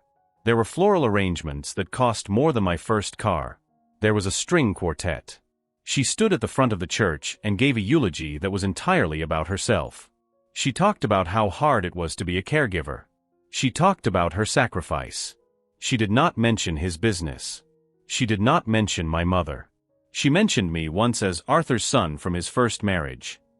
I sat in the front row and kept my face blank. I accepted condolences from his old drivers and his business partners. They looked at Elena with distaste. They knew. After the funeral came the summons. Elena's lawyer contacted me. He was a shark from a billboard firm. He sent a letter demanding my presence for the reading of the last will and testament. That brings us to the conference room. The lawyer cleared his throat. His name was Mr. Henderson. He wore a suit that was too shiny. He opened a folder. He looked at Elena. She gave him a small nod. Mr. Henderson began to read. He read the standard preamble. Then he got to the meat of it. I, Arthur Miller, being of sound mind and body, hereby revoke all prior wills and codicils. Elena smirked. I give, devise, and bequeath my entire estate, real and personal, to my beloved wife Elena Miller. Mr. Henderson paused for effect. To my son Mark Miller, I leave the sum of $5,000, trusting that he has his own career and means. Elena looked at me. She was waiting for the explosion. She wanted me to scream. She wanted me to threaten to sue. She wanted the drama. She wanted to be the victim of the ungrateful stepson. I just stared at her. "Is that it?" I asked. Mr. Henderson looked confused. "Yes. That is the entirety of the disposition." "And what date was this signed?" I asked. 6 months ago, Mr. Henderson said. "It was properly witnessed and notarized." "I am sure it was," I said. "I am sure my father was completely lucid when he signed it." "He was," Elena snapped. "He wanted to make sure I was taken care of. He knew you didn't care about him." "Right," I said. I reached down and picked up my binder. "There is just one small problem." "And what is that?" Mr. Henderson asked. He sounded bored. "The problem," I said, opening the binder, "is that my father did not own any of those assets when he died." The room went silent. The air conditioner hummed. "Excuse me," Elena said. Her voice went up an octave. "The house," I said, sliding a document across the table. "The brokerage accounts. The business shares. Even the vintage cars. They were all transferred into the Arthur Miller Irrevocable Trust 3 years ago." Mr. Henderson snatched the document. He scanned it. His eyes widened. "This is..." He trailed off. "Irrevocable," I said. "That means he could not take the assets back even if he wanted to. It means he could not will them to you because they were not his to give. They belong to the trust." "That's a lie." Elena slammed her hand on the table. "He never told me about a trust." "I know," I said. "That was the point." "But he signed the will," she screamed. "He left it all to me." "He left his estate to you," I corrected her. "He left you whatever was in his personal name at the time of his death. Which, according to my records, is his checking account with about $4,000 in it, his clothes, and his personal effects. Oh, and the $5,000 he left to me, which technically has to come out of that checking account. So you might actually owe me money." Mr. Henderson was flipping through the pages of the trust document frantically. He was looking for a loophole. He was looking for a signature flaw. He was looking for anything. "This is tight," he muttered. "This is very tight." "Who is the trustee?" Elena demanded. "Arthur was the trustee." "Arthur was the beneficiary," I said. "I am the successor trustee." I slid another piece of paper across the table. It was the acceptance of trusteeship I had signed that morning. "So here is how this works," I said. I leaned forward. I did not raise my voice. I spoke very clearly. "The house belongs to the trust. The trust allows the beneficiary, that was Dad, to live there. Now that he is gone, the house is a trust asset under my management. I intend to sell it." Elena went pale. "You can't kick me out." "I can," I said. "But I won't do it immediately. I will give you 30 days. That is standard for a tenant at will." "The money," she gasped. "The accounts." "Trust assets," I said. "The trust document has a clause for a spousal stipend. It is set at $4,000 a month." $4,000. Elena shrieked. "My car lease is $2,000. The utilities are $1,000. I can't live on $4,000. "Then I suggest you get a job," I said. "Or return the Mercedes. The trust does not pay for the lease of vehicles not titled to the trust. And that Mercedes is in your name, isn't it?" She looked at Mr. Henderson. "Do something. Fix this." Mr. Henderson closed the folder. He looked defeated. He knew the law. He knew that an irrevocable trust established years prior, when the grantor was undeniably of sound mind, supersedes a deathbed will every single time. "Elena," Mr. Henderson said quietly, "if these documents are authentic, and they appear to be, the will is only valid for assets outside the trust. There is nothing I can do." Elena stood up. She was shaking. The mask was gone. The grieving widow act was gone. She looked like a cornered animal. "You tricked him," she hissed at me. "You manipulated him." "I protected him," I said. "I protected him from exactly this moment. I protected him from someone who would isolate a sick old man and force him to sign papers while he was dying. He loved me," she screamed. He did, I said. And if you had been a partner to him instead of a parasite, the trust would have been written differently. If you hadn't banned me from the house, if you hadn't fired his staff, if you hadn't tried to erase my mother, maybe things would be different. But you got greedy. You wanted everything. Now you get nothing. I stood up. I buttoned my jacket. I will have the real estate agent contact you about the walkthrough next week, I said. Please do not damage anything. The inventory list is very detailed. If a single spoon is missing, I will deduct it from your stipend. I walked out of the conference room. I did not look back. I heard her screaming at her lawyer as the heavy door clicked shut. I walked out of the building and into the bright afternoon sun. I took a deep breath. The air tasted clean. I got in my car and drove to the cemetery. It was quiet. The grass was freshly cut. I stood over my father's grave. The dirt was still mounded. We did it, Dad, I said. It's safe. I stood there for a long time. I thought about the days we spent fixing the Corvette. I thought about the pizza and the westerns. I thought about the look in his eye when he signed the trust. He knew. Deep down, he always knew. He just didn't have the heart to fight her himself. So he gave the sword to me. I drove home to my apartment. I poured a glass of the cheap beer he liked. I sat on my balcony and watched the city lights come on. My phone started buzzing. It was Elena. Then it was her lawyer. Then it was a number I didn't recognize. I turned the phone off. The next few months were exactly as I expected. Elena tried to contest the trust. She hired a different lawyer. They filed motions. They claimed Dad was incompetent 3 years ago. I buried them in paperwork. I had the affidavits from the estate planning attorney. I had the video recording of the signing session, which was standard practice for that firm. Dad was cracking jokes in the video. He was sharp. He was clear. The judge threw her case out in summary judgment. He ordered her to pay my legal fees. She moved out of the house on day 29. She took the curtains. She took the light fixtures. I sued her for the damages. I withheld her stipend until the cost was covered. She learned very quickly that I was not bluffing. I sold the house. I could not keep it. It smelled like her perfume. It had her beige walls. It was not my childhood home anymore. I put the money back into the trust. I kept the business running. I promoted the operations manager who Elena had tried to fire. The company is doing better than ever.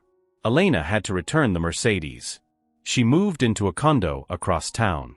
I hear through the grapevine that she is looking for a new husband. She is looking for an older man with no children and a bad heart.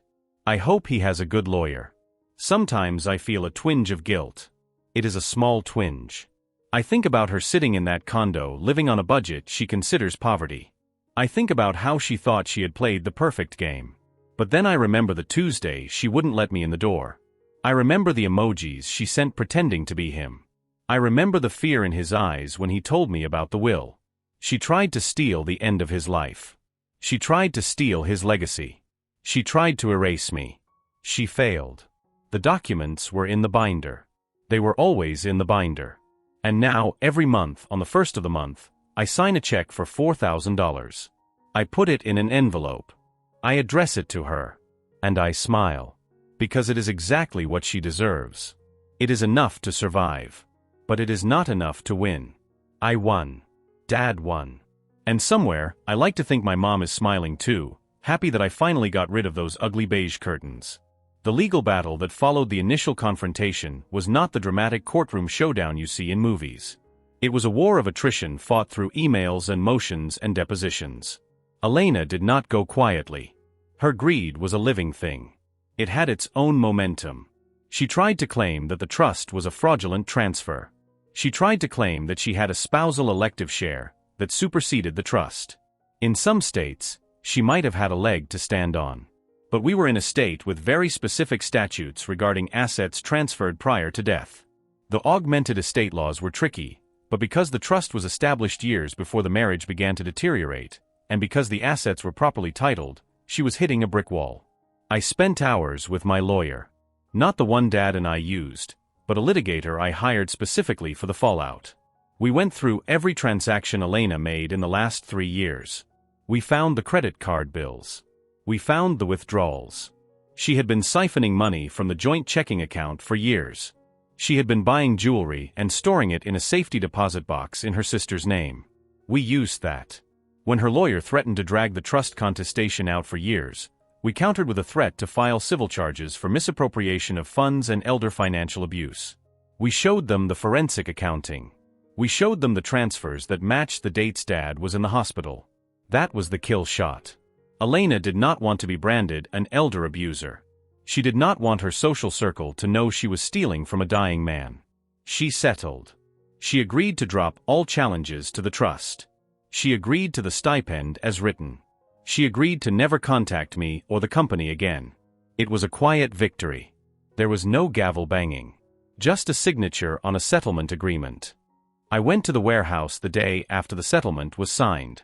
I walked through the loading dock. The trucks were lined up. The drivers were doing their inspections. It smelled like diesel and coffee. It smelled like my childhood. One of the old-timers, a guy named Rick who had driven for my dad for 20 years, walked up to me. "How you holding up, Mark?" he asked. "I'm good, Rick," I said. "We're good." "Your dad was a good man," Rick said. "He hated that beige furniture." I laughed. It was the first time I had really laughed in months. "Yeah," I said. "He really did." "He told me once," Rick said, looking at his boots. "He told me he made a mistake. With her. But he said he was too old to fix it. He said he was counting on you to fix it when he was gone." I felt a lump in my throat. He said that.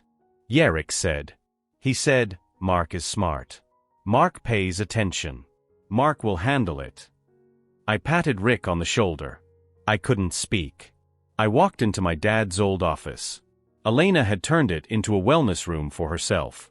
She had put in a yoga mat and a fountain. I tore the yoga mat up. I unplugged the fountain and threw it in the trash. I ordered a big oak desk. I ordered a leather chair. I ordered a picture frame for the photo of my mom and dad standing in front of his first truck. I took the company back. Not just the shares. I took the soul of it back. I am 35 now. I run the architecture firm and I oversee the logistics company as chairman. I am busy. I am tired. But I am content. I see Elena sometimes.